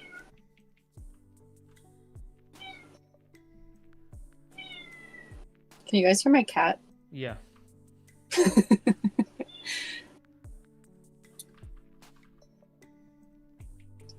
And like, even if you have to draw it like really loose, like, you know, like just draw it loose, right?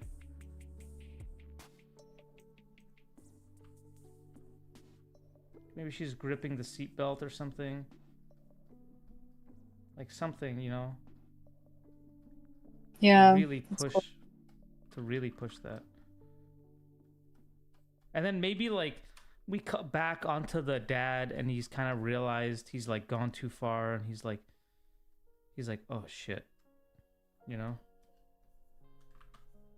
I will also throw out like a little thing that I've been kind of trying to do more recently when it's like subtle emotional acting is this seems really dumb to do, but like even if your expression change is extremely slight, trace and redraw the whole face, not just like the eyes or the mouth. Like I don't know why, but somehow because like subtle acting is kind of harder. It's harder to do in storyboards compared to animation because you're not getting those like really tiny nuances in like 2 or 3 drawings that you would get in like, you know, the frames of animation.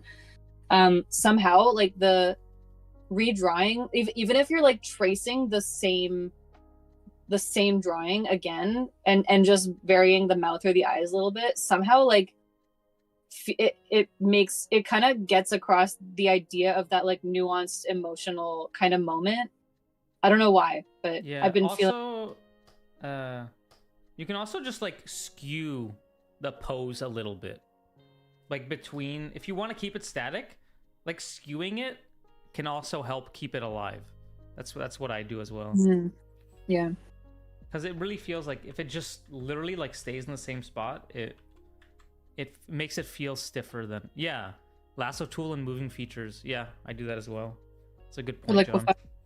if you're using Photoshop. Yeah, well, but you can. Isn't it easier in Storyboard Pro to select features? Yeah.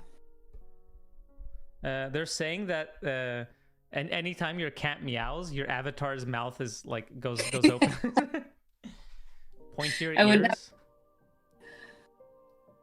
What did you say? I wouldn't have it any other way. Good. The rig is responding to the meow. There's like across the room too, so I don't know how it's so sensitive. It picks up every minute sound. Yeah, but because I think otherwise it's really nice. It's really subtle. Yeah. This is nice. Yeah, I think in the second part you kind of start playing with I like this, like this bird fountain thing. This is really cute. Maybe you could show them flying, you know? Like they're free. Oh, like they take off and then you rack focused. Oh, they do. Yeah. They kind of wait. They do that. No, they settle. No, they settle. Yeah, maybe have one take off, and then like as you cross by Reveals her, her. it like yeah. Oh, reveals. That's cool. I like the sunset. It's nice. Yeah, so you really like play with the cinematics here, which is nice. I think this is a really beautiful shot. Oh, we're on the magma, by the way. Are we? Oh. Wait. I don't know for how long it's been on there, but Has it been on the magma for a while? All right. Yeah, so I'll go back then. My bad. Yeah, here the birds will like kind of like maybe angle it so the birds are covering her, they fly away, and then it like reveals her sitting there. Maybe she's like watching the bird. I don't think you actually like. Just by the way, you don't have to like make any of these changes. It's just like ideas for how to plus what you already have, like in small ways. Yeah. Yeah, we're not saying like you have to change this stuff, because, you know, there's just ideas that could hopefully inform your next board, or if you do want to change it, you can. But if you don't, you just want to move on, you could be like, oh, I could use that idea for this board. Exactly. Here, this rack focus, don't change, like just blur it. Don't have like, keep her and him on a singular tone. Like make her gray, because she's like kind of closer to us. And then just blur and unblur depending on who we're looking at. Don't like change the tone, because that is more distracting than I agree. I think the idea of a rack focus there works really well, but I don't know why. I would just do a blur, not the tone. Yeah. And then like I don't think we should rack focus back. I think it's fine. You think so? Maybe Maybe yeah. just the tone is I think maybe it's the tone that's throwing me off. Where I'm like, Yeah. I didn't want that to happen again, and then it did. This is nice. Yeah, so like for instance, like shouldn't I have a say in where my life is going? Like, shouldn't I have a say in where my life is going? Could be over this, where he's like looking, and then he reacts to that, and then we cut over to this. But yeah, good job. I think a lot of it is like editing, like how it would come down in the edit. Yeah. Oh, there's so much acting. This is like a Disney-ass portfolio piece. This is like someone who wants to work at Disney. Emotional. Yeah, emotional in a car type thing. Yeah. Yeah, good job. Good job. Yeah, a really nice piece. Yeah, thanks for submitting it. Like a lot. Oh, nice. You have like character stuff. Include some thumbnails. You know, there's some thumbnails in there. It won't hurt nobody. I like the character exploration, but some thumbnails, like I prefer to see thumbnails than character design stuff, personally, because I want to see like what you draw when it's like the rough. You know, I want to see how your roughs look. I want to see your thought process. Your process, yeah. But otherwise, good job. All right, that was the halfway point. That was 4. Next, we got Woohoo! Maria.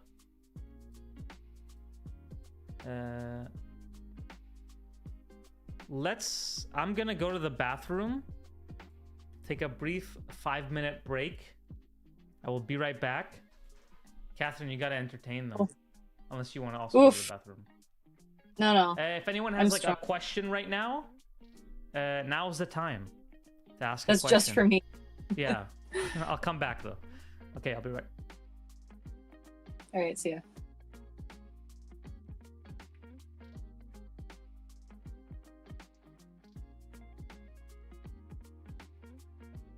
Oh, what's my cat's name? Her name's Juniper. And I've had her for like probably 1.5 years. But she's a really good cat. She looks like a Maine Coon mix. but I got her from like the shelter.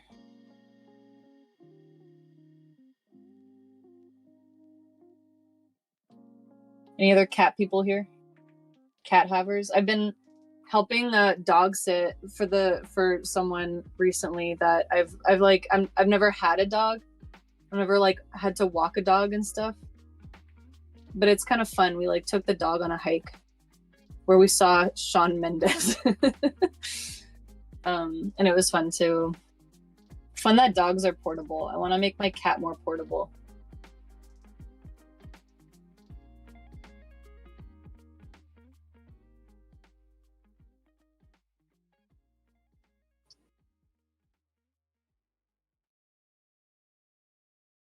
My cat's blocking my monitor as we speak. Yeah, she likes to be involved in things. My cat, like, there's not a lot of room on my desk, so she doesn't really get up there, fortunately. But yeah, I like that I can work from home a couple of days a week because I feel bad leaving her all the time. So social. Have you seen the Bubble backpack? I have seen that, yes. And I think that would be nice. It would be nice to work up to that. I just need to like, I think like get a harness on her and like take her out sometimes to like get her used to hanging out. I knew someone who would bring their cat in a carrier like to a bar, or like a not a like indoor like loud bar, but like a chill patio bar where there were dogs, but just like bring the cat. And I thought that was cool. I'm back, by the way. Hey. Hello. Earlier. Was there any good questions? I was talking about my cat. Oh, I see. But someone just threw out earlier. Y'all said that it was like Disney kind of storyboards. So what would y'all consider the other studio styles like DreamWorks or Pixar? Pixar and Disney, I'd probably like Disney, but simpler.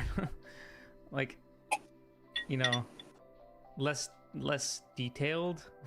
That's how I pictured in my head. I don't know if that's right. What? DreamWorks, I don't know. What do you? Because like the Pixar storyboards are like more like Disney has like a more realistic looking style, and Pixar has like a more cartoony style. So I'm picturing it equally as emotional, just more cartoony designs. As of late, at least. Yeah. Too much controversy online. Yeah. Which I think is dumb, but yeah. But yeah, DreamWorks, I mean, like that board with the guy in the like football thing, I think that would fit right in a DreamWorks movie, you know? Yeah. I guess I would say like DreamWorks is very comedy focused. And attracts a lot of people. Like they're always looking for people who can do comedy because their movies are pretty much consistently all comedies. If you think about like, you know, Trolls and Boss Baby and what other Bad Guys, whatever other franchises we have. Whereas like Disney and Pixar, like there's definitely comedy in the movies, but I think their priority is delivering an emotional story. And so there's a lot more room for emotional kind of like character moments and maybe like more dramatic or more serious or more heavy kind of moments. And so I think they attract people who like to do that type of stuff. So in a very, very general sense, I think that's what we mean by like what feels more DreamWorks, what feels more Pixar or Disney. Yeah. Do you guys have any personal favorite story artists? Huh. Ooh. I mean, I have a lot of story artists I look up to.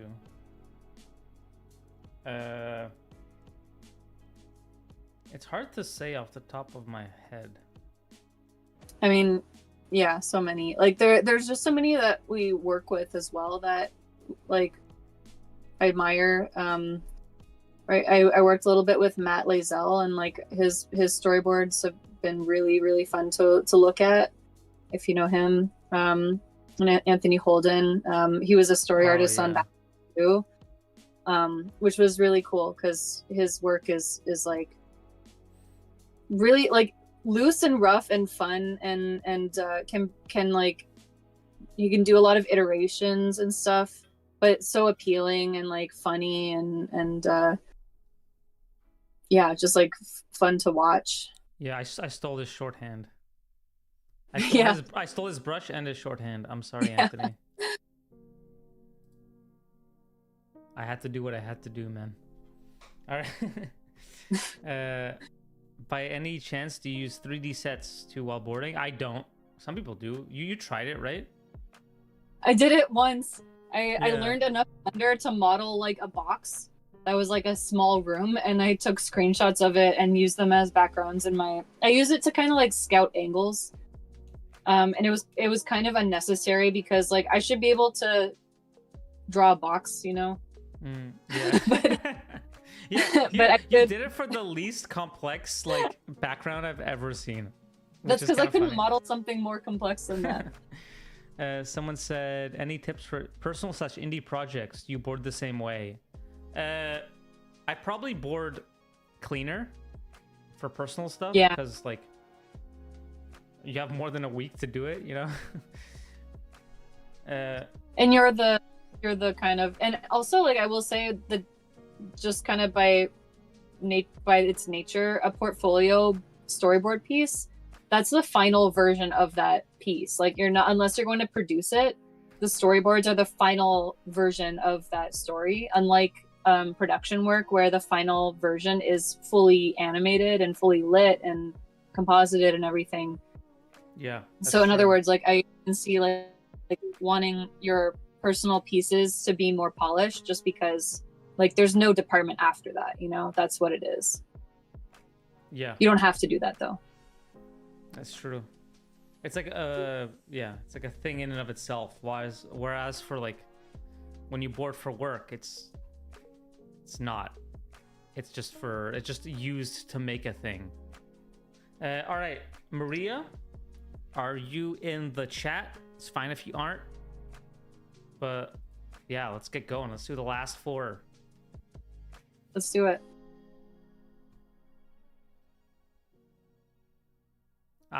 Let's not wait. Let's read her blurb. Well, do we want to make sure that she's here, or do you want to like jump in with the next one before this? I think we should just do it because I think some people won't be here, which is fine. I think they'll see the VOD afterwards. That's why That's why they have the blurb, right? So we can tell what they want. Yeah. So let's just keep going. Cool. I'm sure they'll watch it later. Okay. Okay. Maria says, hello, I'm Maria, a recent CalArts graduate from CalArts. Originally from Colombia, we briefly met during the ASIFA. Oh, we did? Yeah. Oh. Yeah, toward the end. Yes, I do remember. Since I'm in the never-ending pain of job searching, so any feedback to improve my portfolio would be super appreciated. Anyway, thanks for the opportunity. Hey, thanks for submitting it, Maria. All right, let's take a look. I like these. First of all, I really like this piece. Like that is kind of a nice, just like splash header feeling, like because it does feel like a story beat. Like there's a lot of character, a lot of story happening. It's like pretty rich and like just pleasant to look at. So I like that. That's cool. Yeah. But it's a very nice nice header. Very cute. All right, so we're gonna do El Raton Perez, Raiders of the Last Tooth. El Raton Perez must face an attempt to survive a room filled with traps made by a little girl with a great distaste for mice. Personal project based on an original script inspired by the folklore figure of El Raton, which takes the place of the Tooth Fairy in Latin American countries. I did not know that. That's cool. Sagi says capybaras go hard. Thanks, Sagi. All right, let's take a look at this. I feel like the music should be different. Maybe it's fine. I'm overthinking it. It's fine. Can you make it bigger? Bigger? A little bit. You can. Yeah. Is this good? Yeah. All right. So we start off. We see a tooth. Gets placed on a pillow or on a sheet, and the pillow gets placed above it. Taps it down.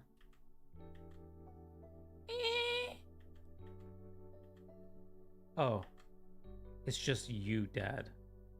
Gabriela Sofia Hernandez. Told you to organize your room. Yeah. Do you want to do the girl? Oh yeah, I'll do her. So I was thinking, and are you super sure that the Tooth Fairy can't come? We already talked about this. Enanita?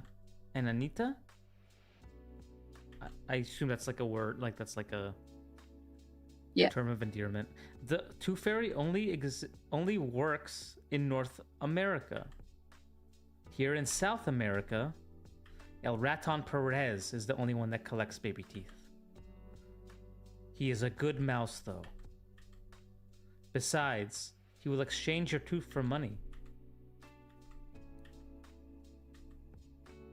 I don't care if El Raton Perez gives me 1,000,000 pesos. Mice are gross. No mouse is welcome in my room. Including him. Okay. Bedtime, Gabby. Buenos noches, Enanita.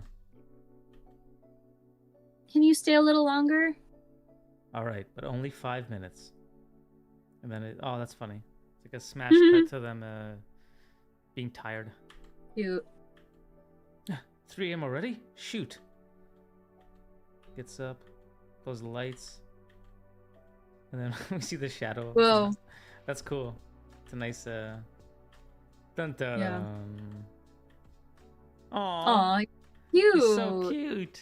A cool reveal. Wow. Ding. Looks, sees her. Finally, last job of the night. Wait, that's not a good voice. That's not a good voice. That's not a good voice. That's a great voice. Yeah, you're doing that. Should I do it? Yeah. Finally, last job of the night. Closes his little back. He's so cute. Lands. Does he get hurt? Oh, he gets hurt. Aww. He walks through. Damn, she's a slob. All right, I gotta run. Thanks again. Yo, thanks for submitting it, Kylie. Thanks for joining. Yeah. See ya. Wait, what were those? Oh wait. Oh, it's the it's like him as like an evil mouse. Like keeping her tooth away. She's don't take my tooth. Daniel's one to talk. What do you mean? Oh yeah. John, shut up, John. Don't tell them. John, you can't say anything. They can't know. All right. He looks at the very creative. Well, creative might not be the right word. I don't like the voice I gave. It got creepier. This is just like any other job. Besides, kids are inherently good. Oh?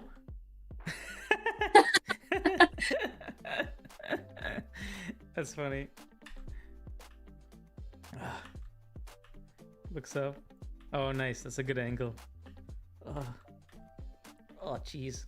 Relax, Perez. A 7-year-old couldn't make working traps, right? You push it. Oh. Oh no. He tries to hold back the dominoes. And they like make a tape. Oh my god. Oh my god, you did a whole like Rube Goldberg machine. Yeah.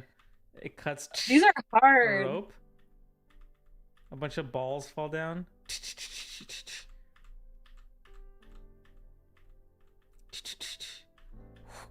Oh no! The glue trap. Glue trap. Oh my god! The balls fall. She's evil. I'm safe. Steps through it. Oh, it's Honey. What does she think Honey's gonna do? He's getting smaller and smaller. He's getting smaller and smaller.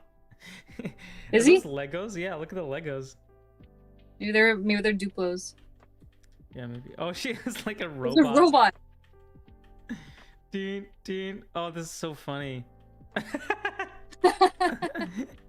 Yo, she wants to kill him in the worst way possible. Save me, brother. Please, I beg you. I have a wife and 136 babies. Pulls. Oh! Ew. Save yourself. The hand's keeping it open. That's so funny. That's. Runs away. And it's. Oh my god. Bang happens. She has so many contingencies. He pulls it. Yeah. The ball goes around the bed. And then he runs. No way. No. That's so funny. Oh my god. He rushes towards him. He dodges it all. As the ball. It's so elaborate. What a psychopath. Pencils come. He ducks them all. It hits him. Yo, get out of there, Ruben. She doesn't deserve the money.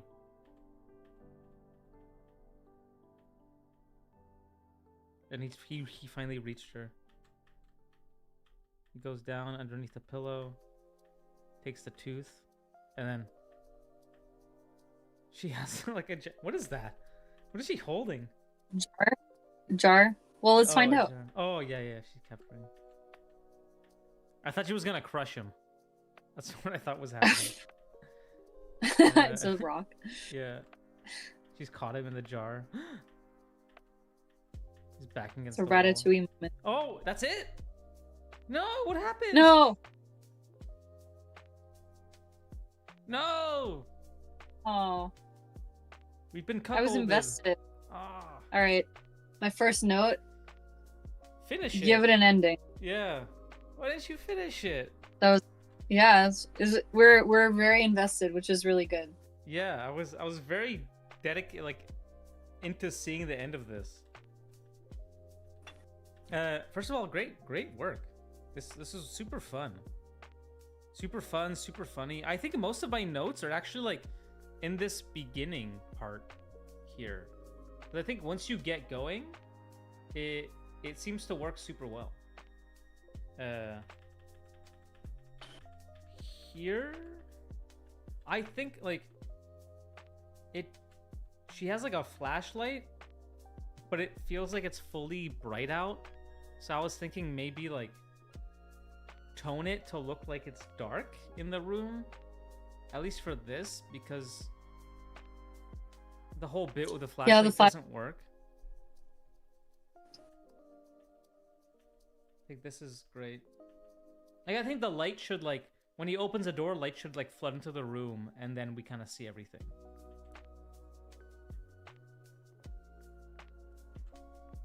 I like this stuff. We're in South America.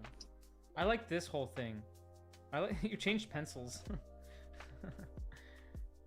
I like this whole like dream sequence where it's like kind of like a voiceover.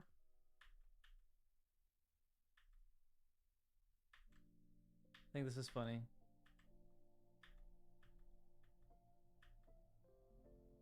You stay a little longer. I think here, I don't know if it's the pose, but I think maybe it should be more dramatic, like of a change. That's kind of what I was thinking. Yeah, right? Like the jump cut. Yeah. I mean, her pose is so cute, though. The pose is cute, but maybe he should have like a more dramatic pose, where he's like really like. Maybe he could be like ugly. Yeah, uglier and like laying over, like, because he looks like, yeah. I like how in South America or like Latin America, because it's not like the parents who are giving the money, it's just an actual mythical mouse guy. Just funny. So here, also lights are on, because he turns them off here. Right. I'm confused. Maybe it's night. I don't. It doesn't matter. I'm nitpicking. Sorry.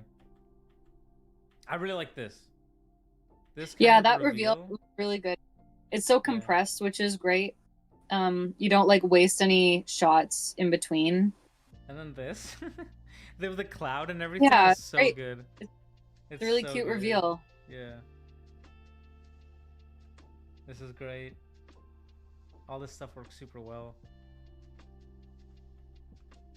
I think this, something weird about the posing here. Maybe it's because the way he changes angles, but maybe you need like a in between here. In between to follow him down. Yeah. Yeah. Just nitpicking now, because it's already pretty successful. It's a lot of work. People are doing way more I didn't do nothing this complex when I was making a portfolio. You guys are going so crazy with it. They're doing like action, comedy, like intros and setups. Yeah. It's pretty great. This I reveal was really so funny. Yeah. I really like that. It's really funny. And I love that you're setting up all the booby traps as just like mess in her room. Yeah. Because on like second watch, I was like, oh, I get it now. I get why it was messy. And that was cool. Hold this for more than one frame because it goes by pretty fast. So maybe have like a slight pan or something, just because it's easy to like kind of like miss this if you're like thumbing through it quickly. Or like a slight like adjust out. Yeah. Just something to hold on it. Even if you just put another frame there, it's fine. This is really good. This is funny.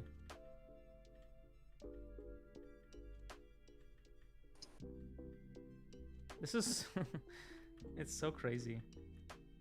I love that you went with a Rube Goldberg machine thing. Like those are really hard to figure out, and it's like a really challenging thing to do. So I love that. It's really creative.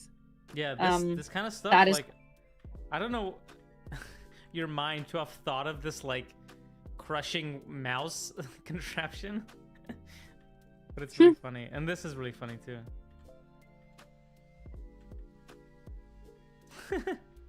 And using the arm to like keep it in place longer is really good. Yeah, that moment was funny with the fly. Yeah, here the ball going around. Maybe here I could have used one wide of the room to see exactly where he is again, because I feel like I've lost a little bit of where they are in relationship to the bed. So I was thinking of maybe a single wide before, like as the ball is rolling around. Like to track his progress? Yeah. I'm missing like progress of where he is in the room. Yeah. I guess now we see it a bit. This is really funny. I think here the poses could be funnier. You know? Yeah, I think that there's like these moments are awesome and like very hard to execute as well. But I think like if possible, like if you could push further the intensity, or like the close callness of it, it'll be even better.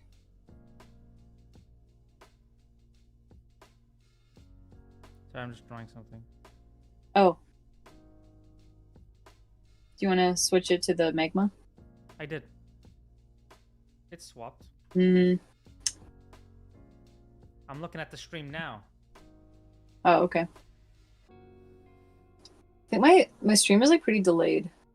On YouTube, it's like super delayed. Yeah. Oh, is that more delayed on YouTube? It's like very delayed on YouTube, like by minutes.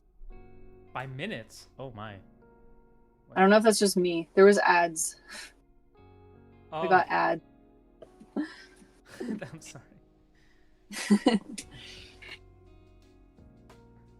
Because I think it's only like delayed by like 5 seconds on YouTube. Yeah, I see.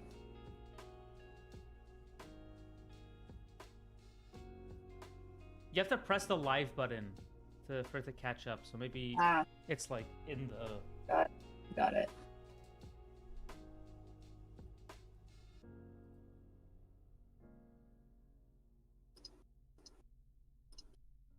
Yeah, I was just thinking of like funnier posing for that like More stab extreme. moment. Yeah. And then I was also noticing when he was like running, maybe like go more into like the perspective of it. Yeah, that's funny.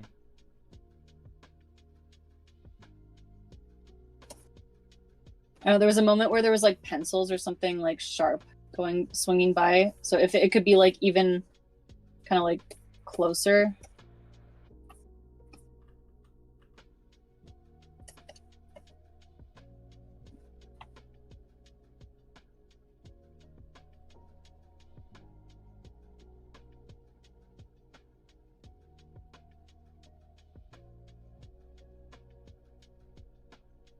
Yeah. That's fun. That's a really fun pose. Yeah, it's like an opportunity to get comedy from like just the posing. It's a pretty cute character, but I think like don't be afraid to break the cuteness for a couple of like special poses to just get like more comedy. Yeah.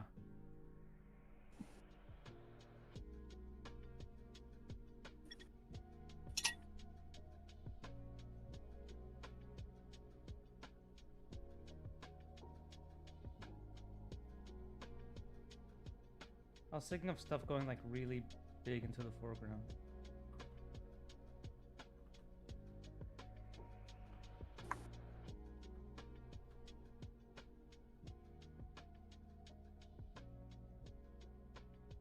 As like the ball's rolling to him, I want him to like kind of like go into camera a bit more like studio triggery, where he's kind of like running into camera and it's really dynamic. And all right, thanks for stopping by, Natalie. Yeah, thank you. Okay, I realized we might have been on this one for a bit too long. I think we can like maybe make any other comments about the portfolio overall if you want to just like scroll down for a sec and look at like this piece is awesome. I think this is a really good piece. And I love that you have all these process things and character things. I think that's really cute. Pretty great. Just finish it. Please finish it. Yeah. I have to know what happens. You're invested. Oh, there are beat boards here. Oh, that's cool. Yeah, cool. Oh, but it doesn't even end in the beat boards. Ever since then, he is trapped by the little girl. Oh, I guess that's like that might be the tale where he gets trapped forever. No, end it. Please end it. I need closure. Maria, I need closure. Nice. Anyway, great piece. Thanks for submitting it. Yeah, I think if you want to scroll down really quick, I don't know if there's like a couple more pieces, but just to see. There are. Yeah, it looks like there's a good variety here, and like you have really strong boarding and like really appealing characters, and like at first glance, these pieces look really polished and sophisticated. So, I think you're doing everything right. You know. Yeah. Great stuff. Damn, the industry's pretty shitty. If like, there's so many talented people looking for work. Yeah, it's rough right now, but great job. All right, Ryan Lovett, are you in the chat?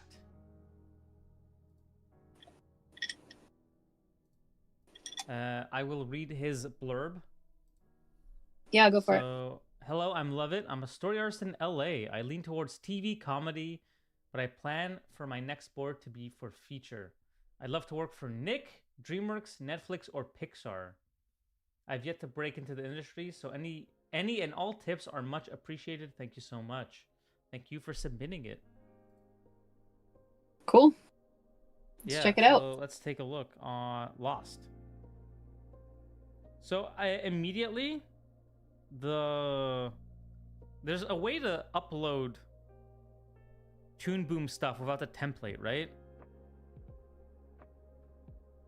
Well, if there's dialogue, like I don't know. Oh, I see what you mean. Or like just the dialogue. But other people seem to have done it without the template, and it looked like a storyboard. Yeah. Photo. Yeah. I don't know. Not a big deal. Yeah. Dale? Hey, we gotta stick to the buddy system. Ah! Dale is gone forever. I'm your new brother. We're family now. Silly Socko. Don't worry, Topher. I'm still your brother. You just hand me the map. Ready? Catch. Okay. It's frustrating. Why, Dale? We were taught to follow the map. So how do we get it back? Easy. With this. Ta-da! How does that help us get down? Watch this. Hey, Dale! No. No. I'm coming, Dale. As soon as I can figure out how to get down. The ground starts crumbling. Oh, that's funny. Ah! Oh, he just cuts to them. And he lands. Bloop. There's no time for napping. Silly Topher. I hate Dale. God, I hate Dale so much. Dale, can't you sit still for once? You're gonna cause us a wilderness survival patch. You know how important it is for us. Shh. There's bears. See? Okay. Bears don't scare me. I have a bear repellent on.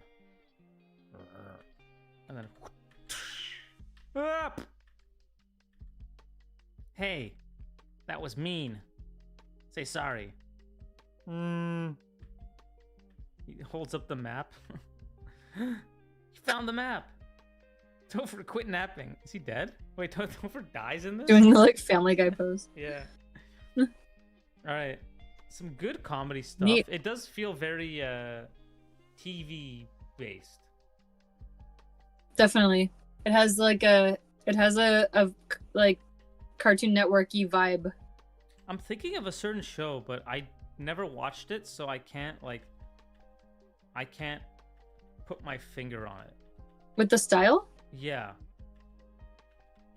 I don't know what I'm thinking of. Over the Garden Wall? No. Very Over the Golden Wall dynamic. Damn. Okay, maybe it was Over the Golden Wall. Thanks, yes. Okay. Do you want to go to the top? And, yeah. Oh, you're heading there. Okay, got it. Yeah. Cool. So first of all, no arrows. Get rid of the arrows. You don't need them. Production needs them, but you don't need them. We don't need them. What were you gonna say? That was my cat meowing. Oh, okay. I think maybe I'm trying to think of a better way to start this. That's less of just like a weird 3/4 down, him walking through. It does kind of feel like we're in the middle of an episode of something. Like we're being dropped into, like I can imagine there's like a first half of the episode before this or something. But because this is where you start, I think there potentially you could have a kind of like a more compelling opening shot, or like an establishing shot, or something like that. That's like a bit more interesting of a shot. This is a pretty neutral way to start it. Yeah, I was thinking maybe, I don't know if he's supposed to be scared, or he seems to need to be scared. So I think like maybe starting it in a way that like I'm on magma. Okay. Maybe starting it in a way that like maybe we see the forest. Maybe we like cut to like an owl on a branch, and it like goes. That's a good point. Is if he's supposed to be scared of the woods, I would like. It's fine to be rough, but I think if the point is that the woods are scary, we should be able to understand that in the boards. Whether that's like adding moments like this that are kind of like the owl or whatever that are kind of signaling like, you know, spooky woods, or the design of the trees are more like creepy, or if you just use tone here as well, like you can make the background, like the base color of the background, like a darker gray or something. Yeah. I was thinking maybe he like maybe he like steps on like a branch and scares himself or something, you know? Yeah, that's cool. Just something to bring more character and like interest. Yeah, tone would be a good way too, because it like really feels like very neutral. Yeah. Overall, yeah, I will say like overall it like has kind of a neutral setup. So just like yeah, pushing those moments like when they're needed. Pushing the composition when it helps you to create like a, if this is our main character and we're kind of feeling through him, you can use the camera and the design of the background and the composition to make it feel like maybe he's super closed in, maybe it's like hard to find the trail, like he's like kind of bushwhacking, like right now there's a great big road, you know, stuff like that. Yeah, it doesn't feel like they're lost in the woods. Yeah. This I like. I didn't mind this, but it never came back. I don't know if he's just like, it just, hey, look, he's quirky, kind of thing. Which I guess is fine. I don't know, like. Yeah. I don't like. Not that I don't like. That kind of humor isn't my type of humor, so I personally don't like really get it. But like, I understand how this is popular for like TV shows and stuff. Like people do like this. Hey, yo, can't stay. Just wanted to say hi. Hope you're having a good night. Yo, thanks for stopping by, Cheesecake. You have a good night too. Yeah. So I mean, I think it's fine. It's like a gross up thing. Yeah. It's a fun reveal for that character. Yeah, I think it's like that feels like a bit more unique of a reveal. So he throws the. That's funny. I will say, like, I didn't catch what he had in his hand. I don't think it was clear enough right here, because I'm mostly looking at his pose, which is really entertaining. But I don't have like. You might benefit from a couple more poses, or like getting a really clear silhouette on that paper airplane or something. Yeah. Really understand what's happening here. Like maybe he goes up, he's like, this map, and then he like throws it down. Yeah, you could do. This was funny. I like this. Yeah. Why, Dale? We were taught to follow the map. God, I would push him over. God, he's so frustrating. So how do we get it back? Here? This cut doesn't work. There's a geography thing. It's a jump cut and a geography thing. It's like they're standing close together and then they're standing far apart, and Dale is like the same size in both frames, so it feels like a weird jump cut. Yeah. I think he needs to be potentially much closer in frame or go way wider on this shot in order to cut to what you have. Yeah, like the actual shot, if you were actually to cut like over the shoulder, would be like this. Yeah. So I currently don't think it's working. So I don't know if you want to cut in or cut wider or what you want to do about that, but yeah. I think that shot needs to be changed. And he holds. You could also put that two shot, so it's like. Which two shot? Are you? Oh, are you? Oh, I'm doing a drawing. Oh. It's already like most of the way here, but like. Yeah. I was gonna. Something like that, where it's just a little more push. It kind of gives you that feeling of like they're on this huge cliff as well. Yeah. Which could be cool. And then you can cut on action, like maybe he could turn over to him, and then we cut over the shoulder. Yeah. Is this live? Yeah, this is live. As a Windham, welcome.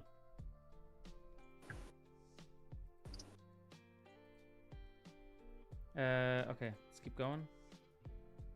Yeah. How do we get it back? Easy. And then he takes away this. This was not clear to me. I don't know what this is. Was that his tie? Oh, I guess it's his bow tie.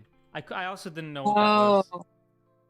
I think you need to either maybe color accent it, or just be way clearer with this motion. Yeah. And get better silhouette on the tie when he holds it up or something. Yeah, I agree. Because this I was a little confused by. How does that help us get down? Here, we, like, I don't know why there's all this negative space on the right. Like, just make it a single on him. I think that would be a lot clearer. Oh, you're drawn more. Okay. Nice. I forget. I don't know what he looks like. He's wearing a hat. A hat type guy.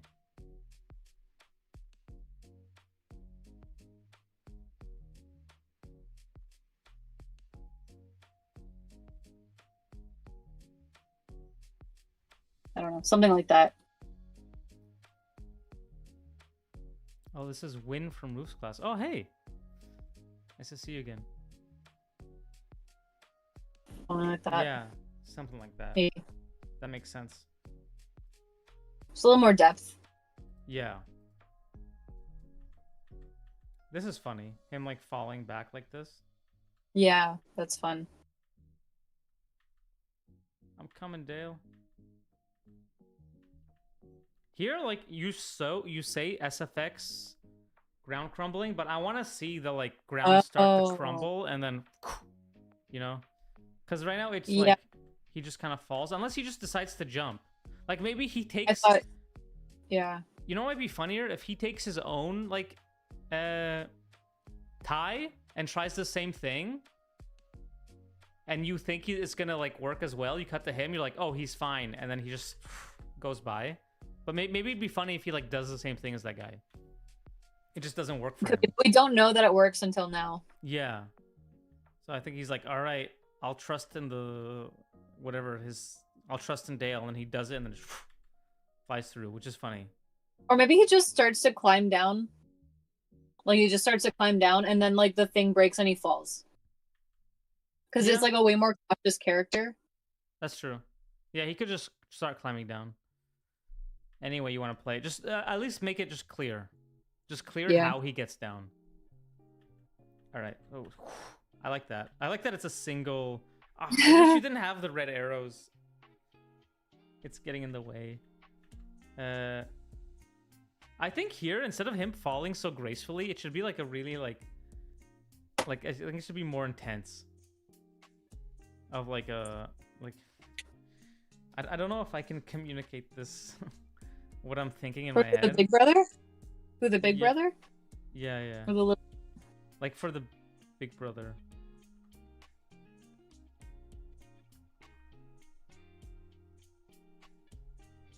Like I almost want him to be like like comically like hurt, if that makes sense. Like he's like too peaceful in that shot, and I wanted him to feel like really squished.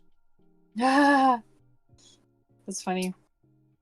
And then he lands, like, to contrast the side, like the difference more, because he looks so like he's peacefully sleeping right now. But then it does reveal later that he's like still dead or whatever, right? No, because he gets up. It's only after the bear hits him. Oh yeah, that's right. I forgot. There's bears.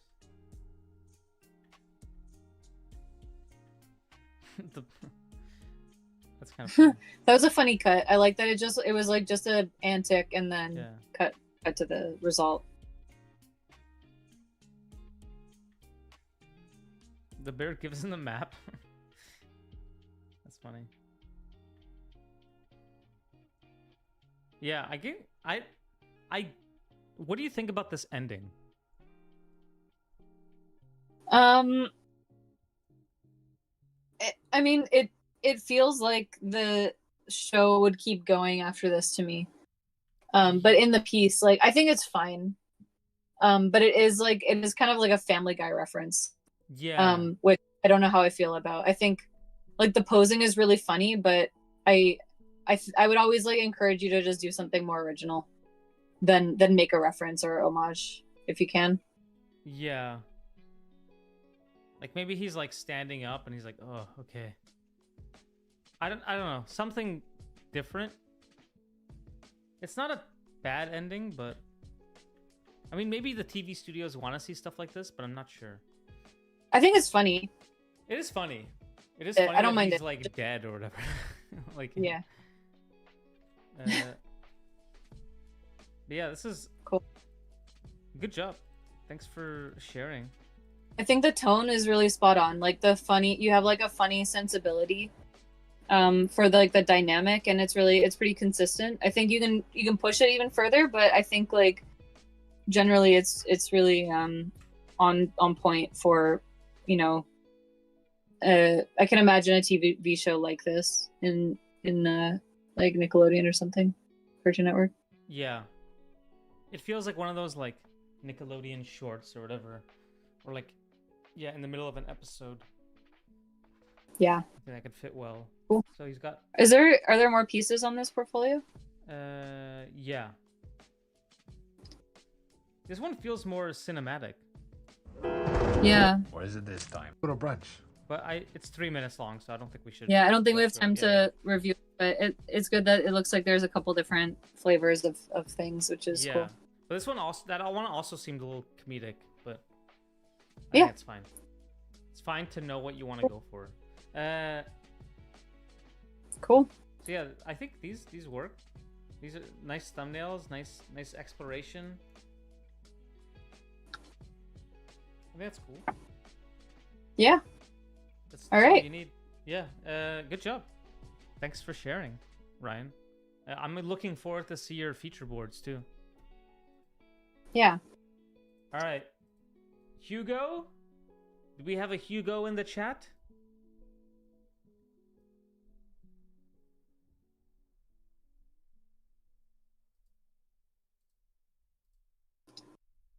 Question, why should we use less red arrows in boards? Because red arrows aren't used for anything but for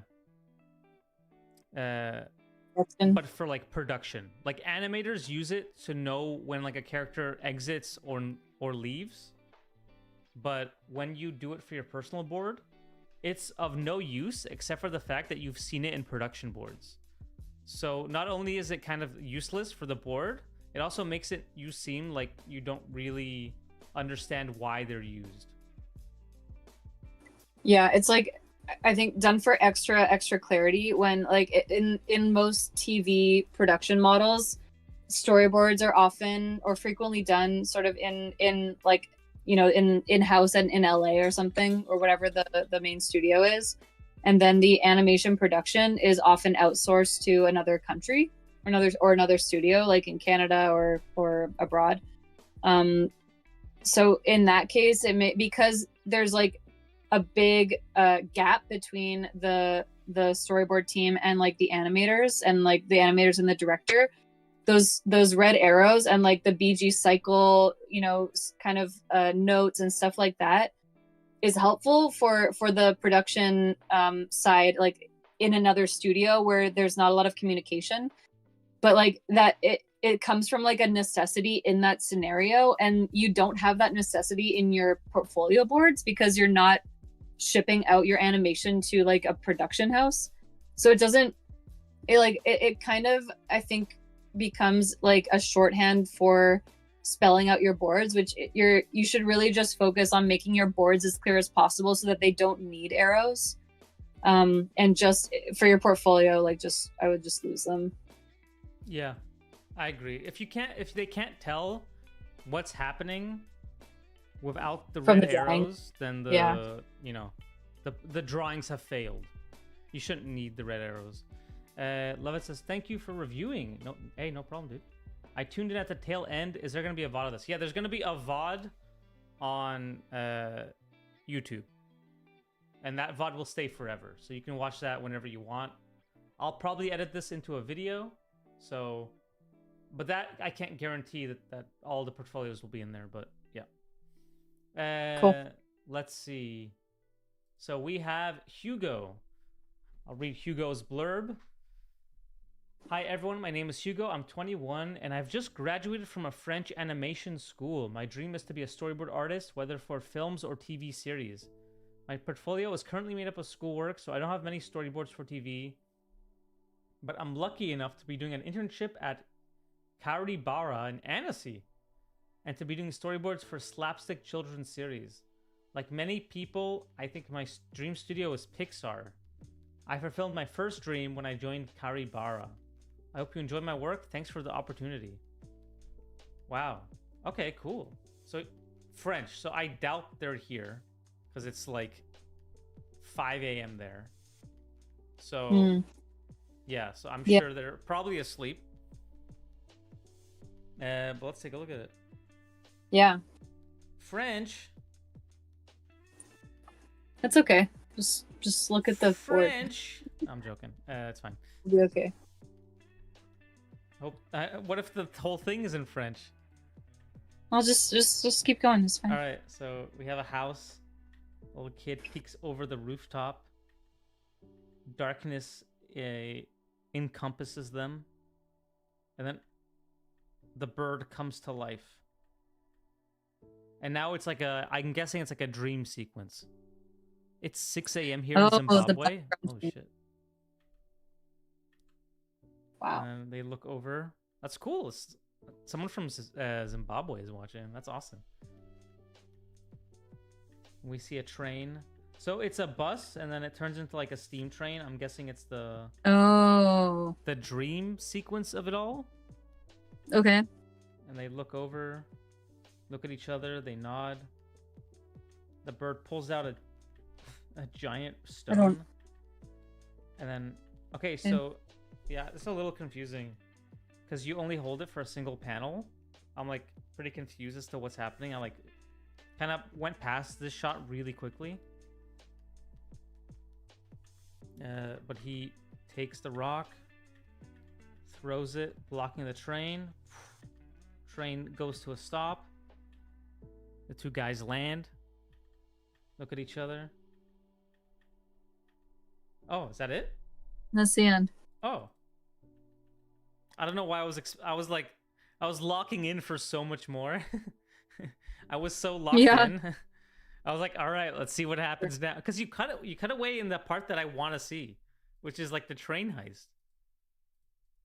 Right. Oh, that's unfortunate. So yeah, I think my first note would be like, do the train heist, you know? Yeah, like that, flesh like, out. Yeah. More. Do what the cool part is. I think maybe I'm a little confused about the conceit, like I was also a little bit lost. I like flipped through this really quick beforehand, and I didn't get that there was like a dream sequence and like it changed the vehicle just when I went through quickly. Yeah. So just let's go through. I'm pretty confused by this, like the smoke or shadow or whatever this is. I don't really understand the. Yeah. Like, yeah, I think what could work is if you have the toy, you cut to a close up, right? She's like talking, and then she's talking to the toy, and then she's looking at a bus, and then you cut back to her, and she's like, "Are you ready to do this, Mr. Bird?" or whatever. And she turns to the side, and all of a sudden he's like a real creature. I think we need like a build up of like, yeah. Like we need to see the fakeness more. So I don't know. Yeah, this felt like smoke. This felt like smoke in the. I don't know if this is an effect, like to change it into a dream, but it felt like something that's in the scene, like either like some kind of smoke overtaking it, and I don't know if that was the intention.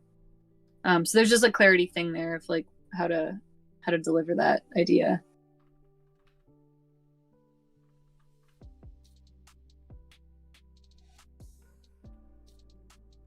And like you see that the bird is a toy here. Yeah. And then so she's like over the house or whatever. I don't know how something like that. And then we see like a down shot. They're in the foreground. It's still a toy. And then we see like a bus pass or a bus about to enter. Something like that to like really break down the like we're going from like a real world to like a fake world. And then you have like a close-up on her. And she's like, "You ready?" And then we like pan over, and then we see that the bird is like alive. He's like, "Let's do this." You know, something like that. Yeah. Yeah, I think that's the only way I can picture this working. Yeah. Someone said, "Oh, I couldn't listen for a bit until now. Is this the last one being reviewed?" No, there's one more after. And then if we have time after that one, we can pick one person from the Twitch chat, but we'll see how late it is. Yeah, I don't know. Yeah. I'm gonna head to bed and I go see. All right, have a good night, Anna. Thanks for stopping by. Bye. Okay, so that's the first thing I would say is that I don't think the smoke is working.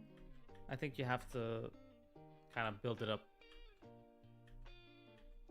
And here, And this also confused me, like it going from unreality back to reality and then unreality again. Also, like that bus looks like a train car, so it's not very clear. yeah, Like, it looks like it could be a train car. It's a little hard to tell. yeah. I get that they're trying to like make it what's it called? Like feel like a dream sequence of the like overlay they've put around it, but I don't think it's really signaling enough to me. Yeah, I don't. To be think clear. so. Yeah. So I think if you start setting it up, it might work. But there's something missing in this moment with the Rock too. Like there's something needs to be posed out. You can't really cut to him in a totally different pose because we're like, wait, what does he got and how did he get in that pose and where did he pull it out from? Like I think it needs to cut on action somehow. Like here, it should be like he's still like pulling it up, and then, you know, like you need another pose here, you need another pose here. Like either or, you just need something in between.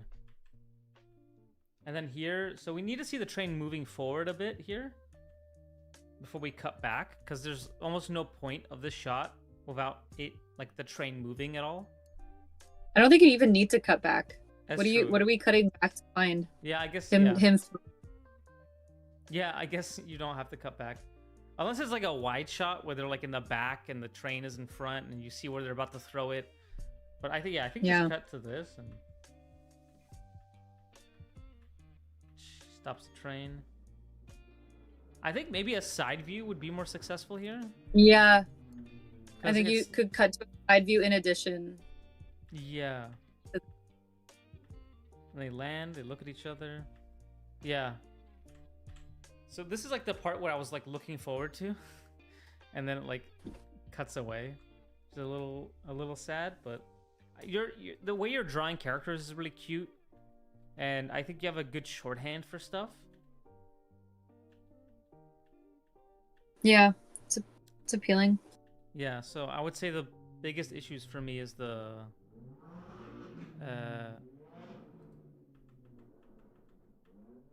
the biggest issue to me is like how like the making sure that the fantasy world is separate from the real world. And I think once you go to the fantasy world, you don't have to go back and forth. Like you don't have to show that it's a bus again. I guess right. First we've already just establish it up front and then I guess because it's the first time we're seeing the bus, and they want to show. We should just before it gets into this, I think. Oh, and I'm seeing now that there's like cactuses around, and it's like a little mountain. Kind of missed that. Because then it goes back to a house. Yeah, I think like the rule here is pretty inconsistent. Like you're kind of breaking your own rule a little bit. Yeah. Where it's like it's kind of in between. It's neither like fully reality or fully fantasy. And that's why I think partly it was a little confusing. Yeah, I think if it switched back from like house to cliff, that might have worked better. Because it going from like house back to house and back, like, I feel like it wasn't tracking well. Yeah, totally. Because I didn't even. Do Yeah. Do you want to glance at the rest of these? Like Yeah, a couple. What else is on here? Like, oh, they're all. or maybe It seems like they're all, they're all really short. So I would Which say you should have a longer piece here. Yeah, I think it's a little hard to judge pieces that are so short. It is kind of more helpful if there's like what feels like a complete scene. Yeah. I think concur. there's a couple clarity issues on all of these, I think. Really cute drawings. Yeah. There's some like screen direction stuff and like some kind of like the cuts maybe like are a little hard to track at times. Mm-hmm. Like kind of like where you leave a character at the end of one shot and where they start off at the beginning of the next shot. Yeah. Like here. The screen direction on this one is really tiny, by the way, but yeah. Oh, is it? It'd be probably clearer if like for the guy, little boy and the crab, keeping the crab on screen right and the boy on screen left, because then it kind of flops back and forth a couple times, but it tends to be easier if you're kind of just consistent. Like pick a side and just let them stay there. Yeah. Unless you reestablish and they cross over. Yeah. Yeah, I think watching the cuts is probably the biggest note we can give. And yeah. I would also say, wait, what is this? Hot dog. What is up, my fellow Americans? This live stream reminds us of when we get our tractor stuck in the mud. Have to get it out with a rake. Am I right? Hell yeah. Sorry. Hasn't happened to me. I guess you're not American. I mean, I'm not American. So, yeah. we're Canadians. I would also say include like character stuff and like thumbnails, you know, like include stuff here that makes it feel more like a piece instead of just a random sample thrown at your portfolio site.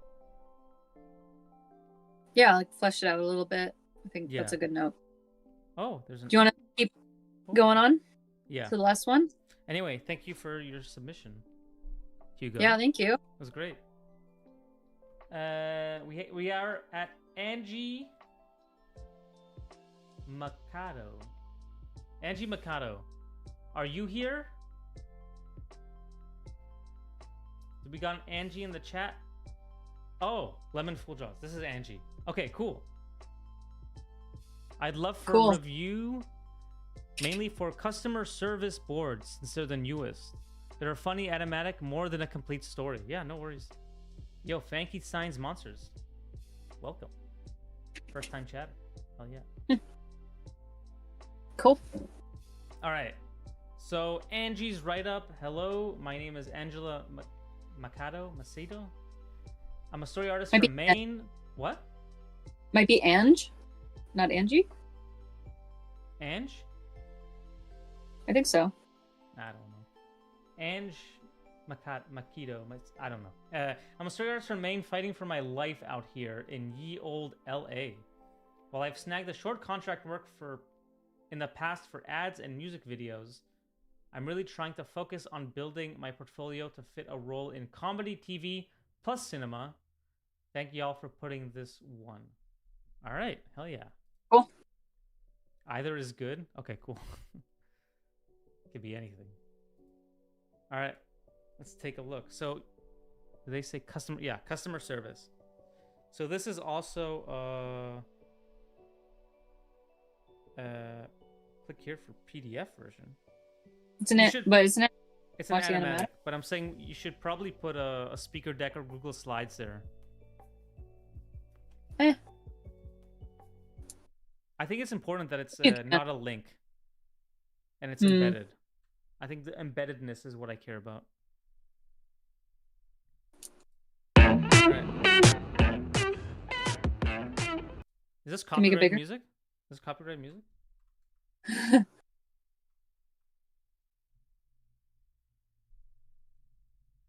Is this big enough, or should I full screen it? That's good. Okay. Let me. Okay. I hope it's not copyrighted.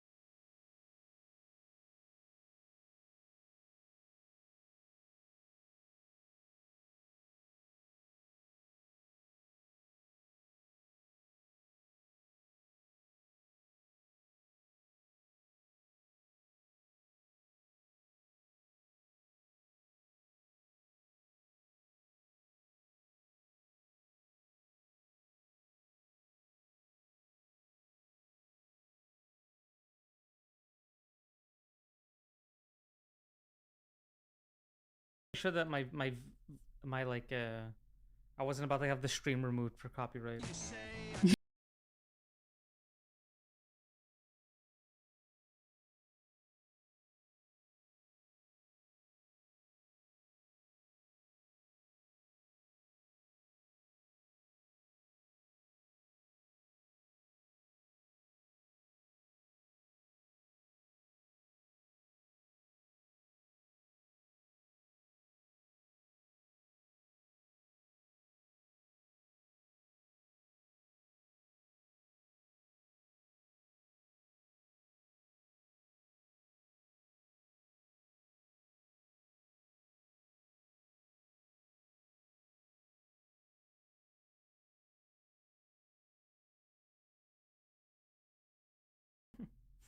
Very cool. Very nice.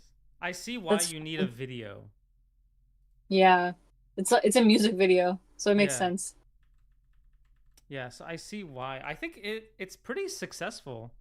That's some really good work there.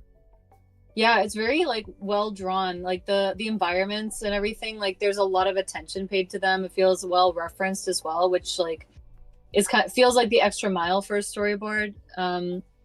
But yeah, it grounds it really well. Yeah, Some like specific character designs of the like generic characters, the background characters. Poses feel super strong. Hey, you got some red arrows in there. Yeah. Yeah, you can get those red arrows out of there. Yeah. It does, I would say it like probably skews more TV, but I don't know if like it would necessarily even, like I would still say like it's unique enough that like even for like a feature studio, they might want something like this. Because it's so specific and unique. Complicated. Yeah. Like it still feels pretty cinematic and fun. Yeah.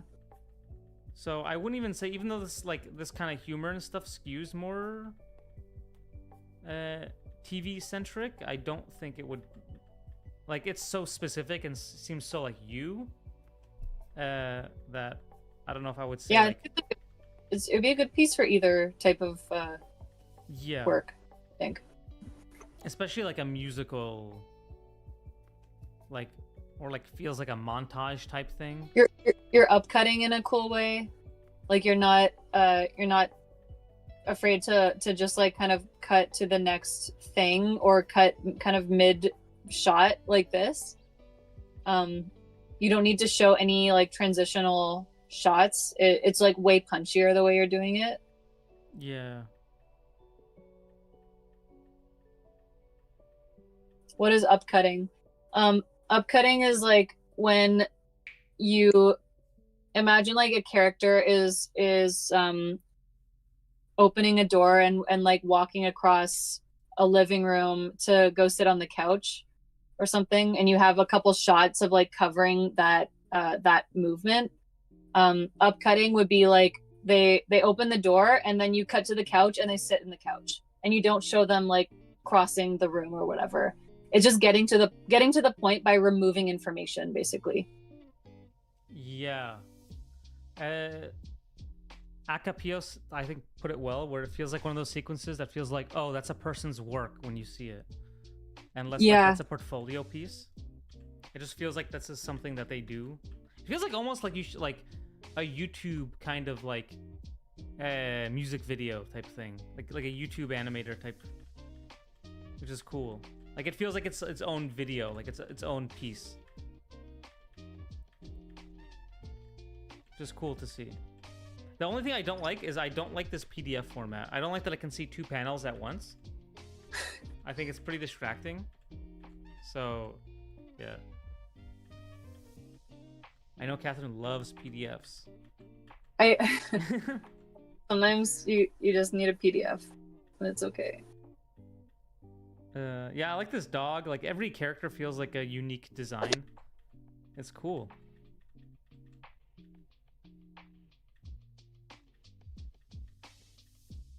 Yeah, lots of funny moments and drawings. Funny specific drawings. Yeah. And I like how crazy you get with it. It feels so specific.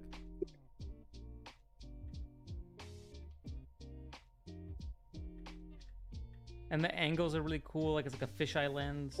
Yeah, fisheye. If you look at the background, like it's cool. It's like an ambitious shot to do. So I really like that you went there and pushed it there.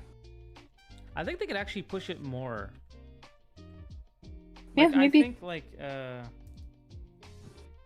like seeing it, like it's kind of almost like the face could go like really close into perspective.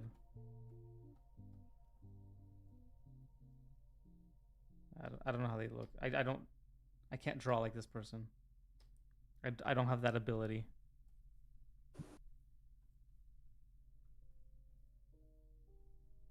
But yeah, like still the same fisheye lens background, and they're holding onto the thing, but it goes like super close up and like, right, you know, like almost like wipes the frame, like stuff like super intense.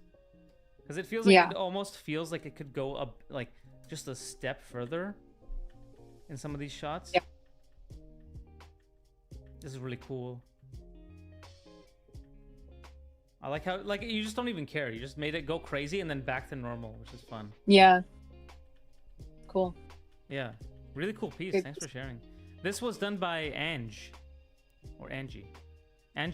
Angelina Macedo. Yeah, I would say like I guess let's look at the rest of their portfolio. Oh, these are awesome. Yeah. Yeah, these are fun.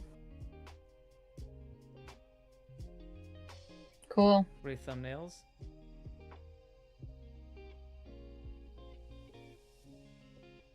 Yeah.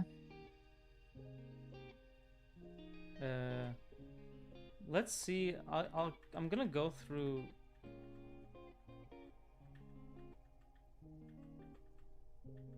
This one real fast. Our poor butterflies. The evil little boy. Yeah, I would say like watch the like, I don't know if this was, I think the lines on this one, I think here it's like a bit thick and it's like a little distracting to me.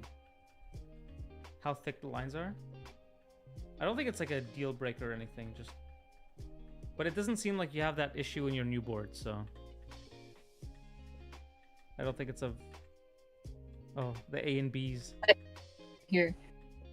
As always. Just trying to catch. I like the expression. The bees chasing. Which one is like newer, Lemon?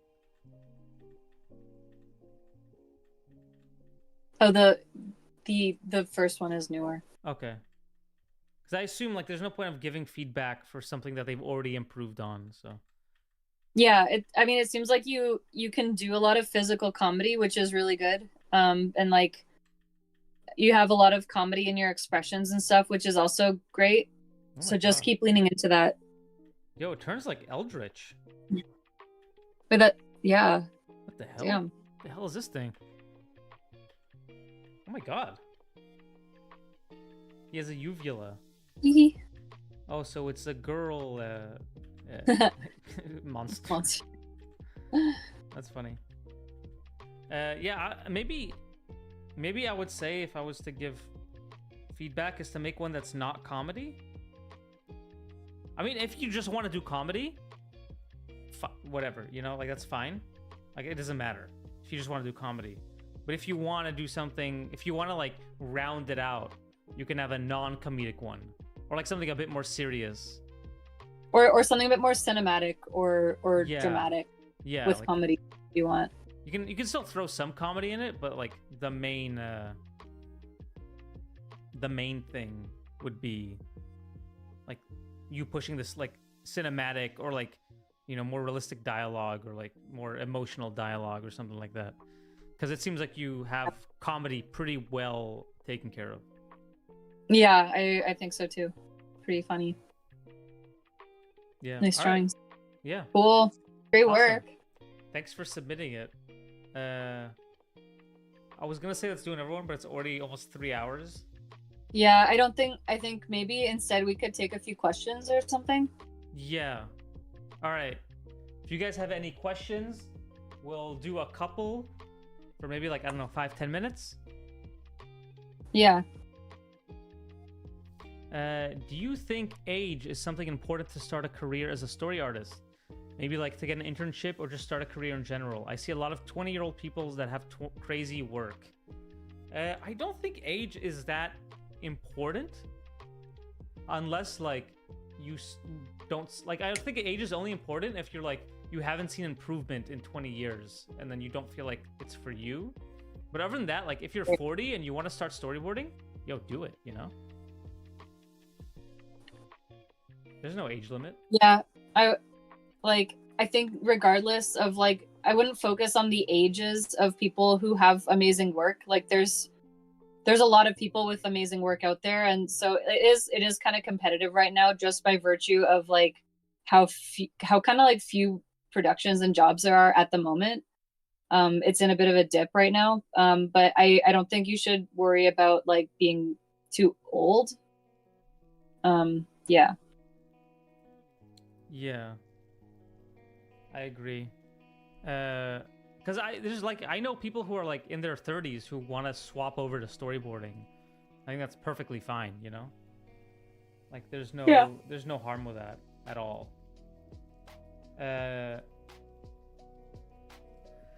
Someone says, do you have any tips for finishing shots faster?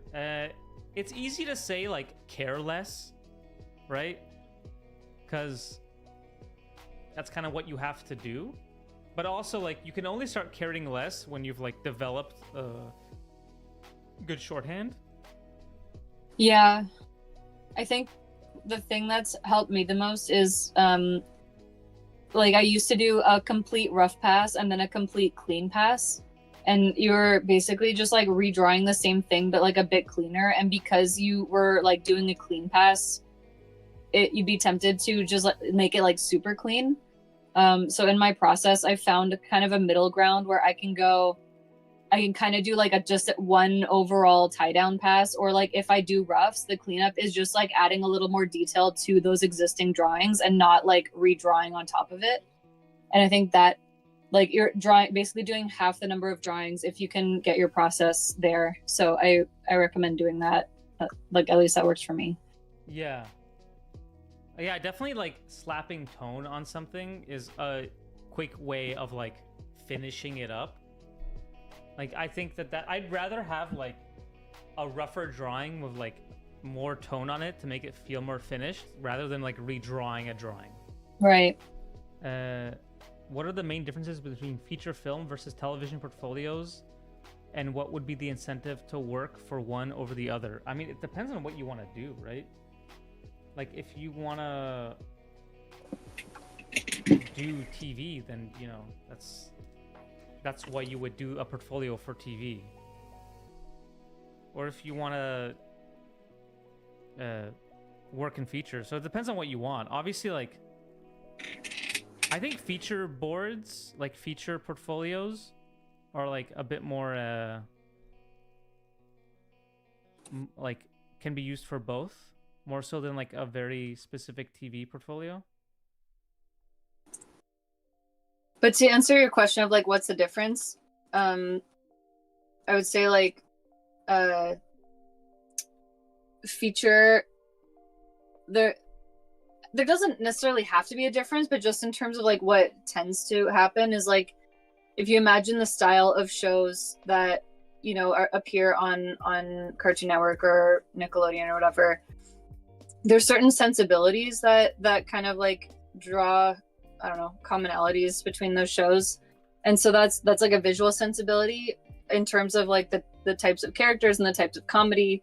And then like for feature, there's like different types of feature as well. Like you can have a comedic, slapstick, crazy, loony feature, or you can have like a really kind of realistic, sophisticated type of feature. Like there's a range there too, but I would say like usually just a little bit more cinematic. Like I think feature shows look for people who can do cinematic boards, where it doesn't feel super flat, if that makes sense. Whereas like in TV, I think if it's a sitcom type show, like there's a lot of kind of flat staging, which serves the type of comedy or the type of script. But that's like a difference that you might notice. Yeah, because if you think about it, like Spider-Verse and Hotel Transylvania, that's like, they're like not even comparable, right? Like in terms of how they're boarded, and they're both features. Yeah. So feature also like varies quite a lot.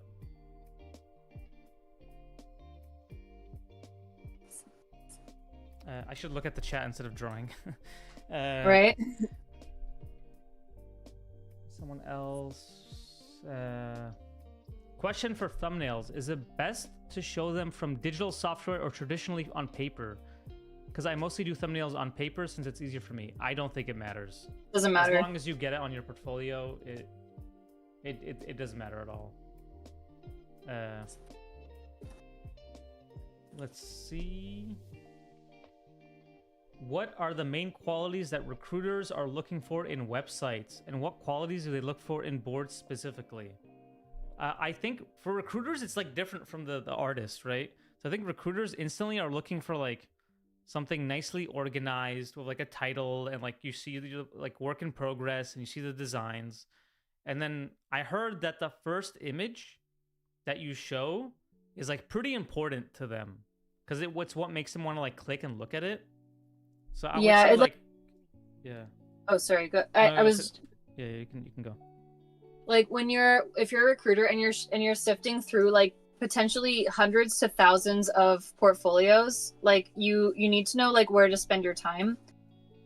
So if you take a quick cursory look at a portfolio and you like the level of drawing is clearly like not like high level enough for you to realistically hire, then you won't like look further, So I think to that end, it's important that if you have like a splash image, if you have like a title card or anything that like makes a first impression on your portfolio, make sure that it's a good example of your work, because sometimes that's what's gonna like have people spending more time on looking the rest of your story sample.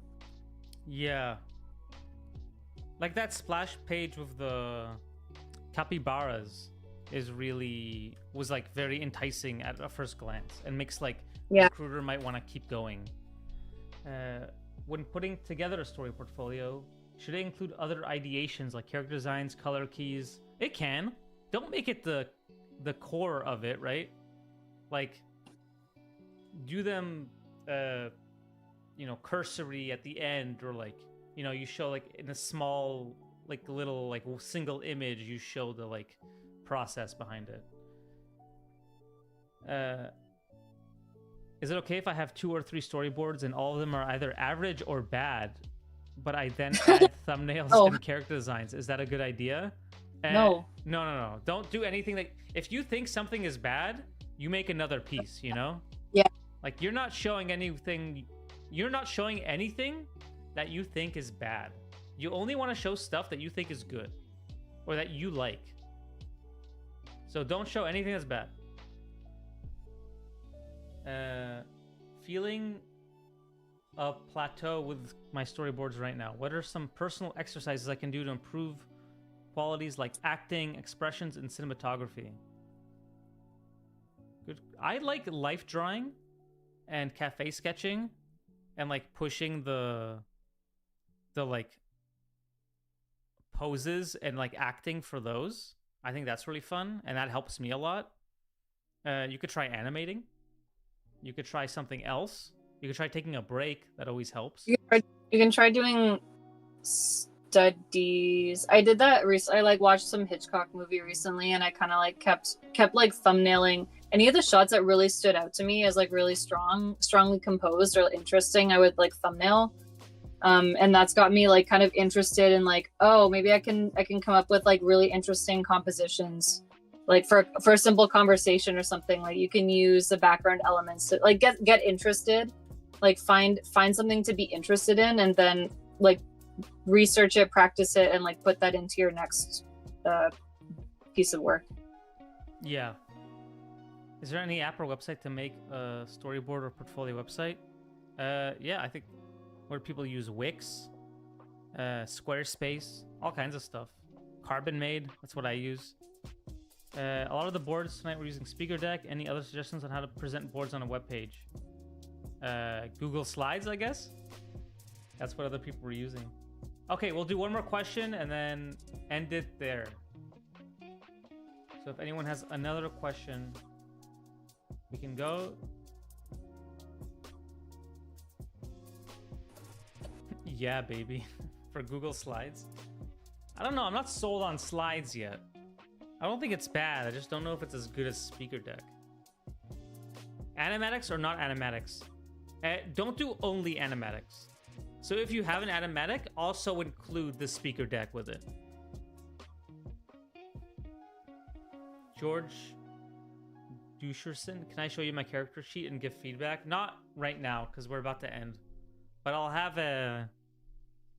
have like drawing review days in the future. Yeah, I think animatics are cool, but like an animatic is a huge amount of work, honestly. Like if you're having to edit it yourself, then that is like a ton of work that like I don't want to undersell the amount of work that represents in terms of like finding you know, if you're fully doing an animatic with like voice acting and sound effects and like, you know, music or whatever, that's a full job. Like you don't have to do that. If you can or you have one, like great. But I think what you can do instead, if you want to have like a playable version of your board, you can do a recorded pitch. I know that sounds like a little odd, but you can like basically screen record yourself pitching the story, and that way you're not having to spend a ton of time doing like an edit, but you are still kind of timing your boards because of the speed at which you're clicking through it. And it kind of shows off, if you're a good pitcher, it kind of connects like your work to like your voice and like your sensibility when pitching and your personality and stuff. So if that's like something you can do and you're comfortable doing, that's another option. Yeah, I know John swears by his like live pitches or whatever. Mr. Big, this is a good question. Good final question to end up on. When boarding for a project, I assume like on a movie, does an artist's style matter? Like more exaggerated drawing for a serious script? I think it definitely matters depending on the director. Like, there's clearly certain styles people would prefer for like a movie, let's say like Spider-Verse, right? Like there's a certain style that people, that the directors like you to draw in. Or like, so you can't go with like a cartoony SpongeBob looking style for those kind of serious movies, right? Like it just won't, it doesn't work. Yeah. So yeah, it does matter. It does matter, yeah. Not always as much as you think, but like sometimes. Yeah, there's people who draw really cartoony and like still get put on serious movies, right? Like it's not full, like it's not like a deal breaker, but like people are better fits for certain projects, and it can help if you're a better fit for like a certain project, let's say, and you draw more like the project aesthetic or style. Yeah. Yeah. It's more about tone to me. I think the more important than drawing style when you're trying to get hired like onto a certain type of project is like, can you get the tone? And by that I mean like the type of comedy, like the silliness level, like do you get it? Like, do you get the feeling of it, and can you reproduce it? Yeah. That's the most important.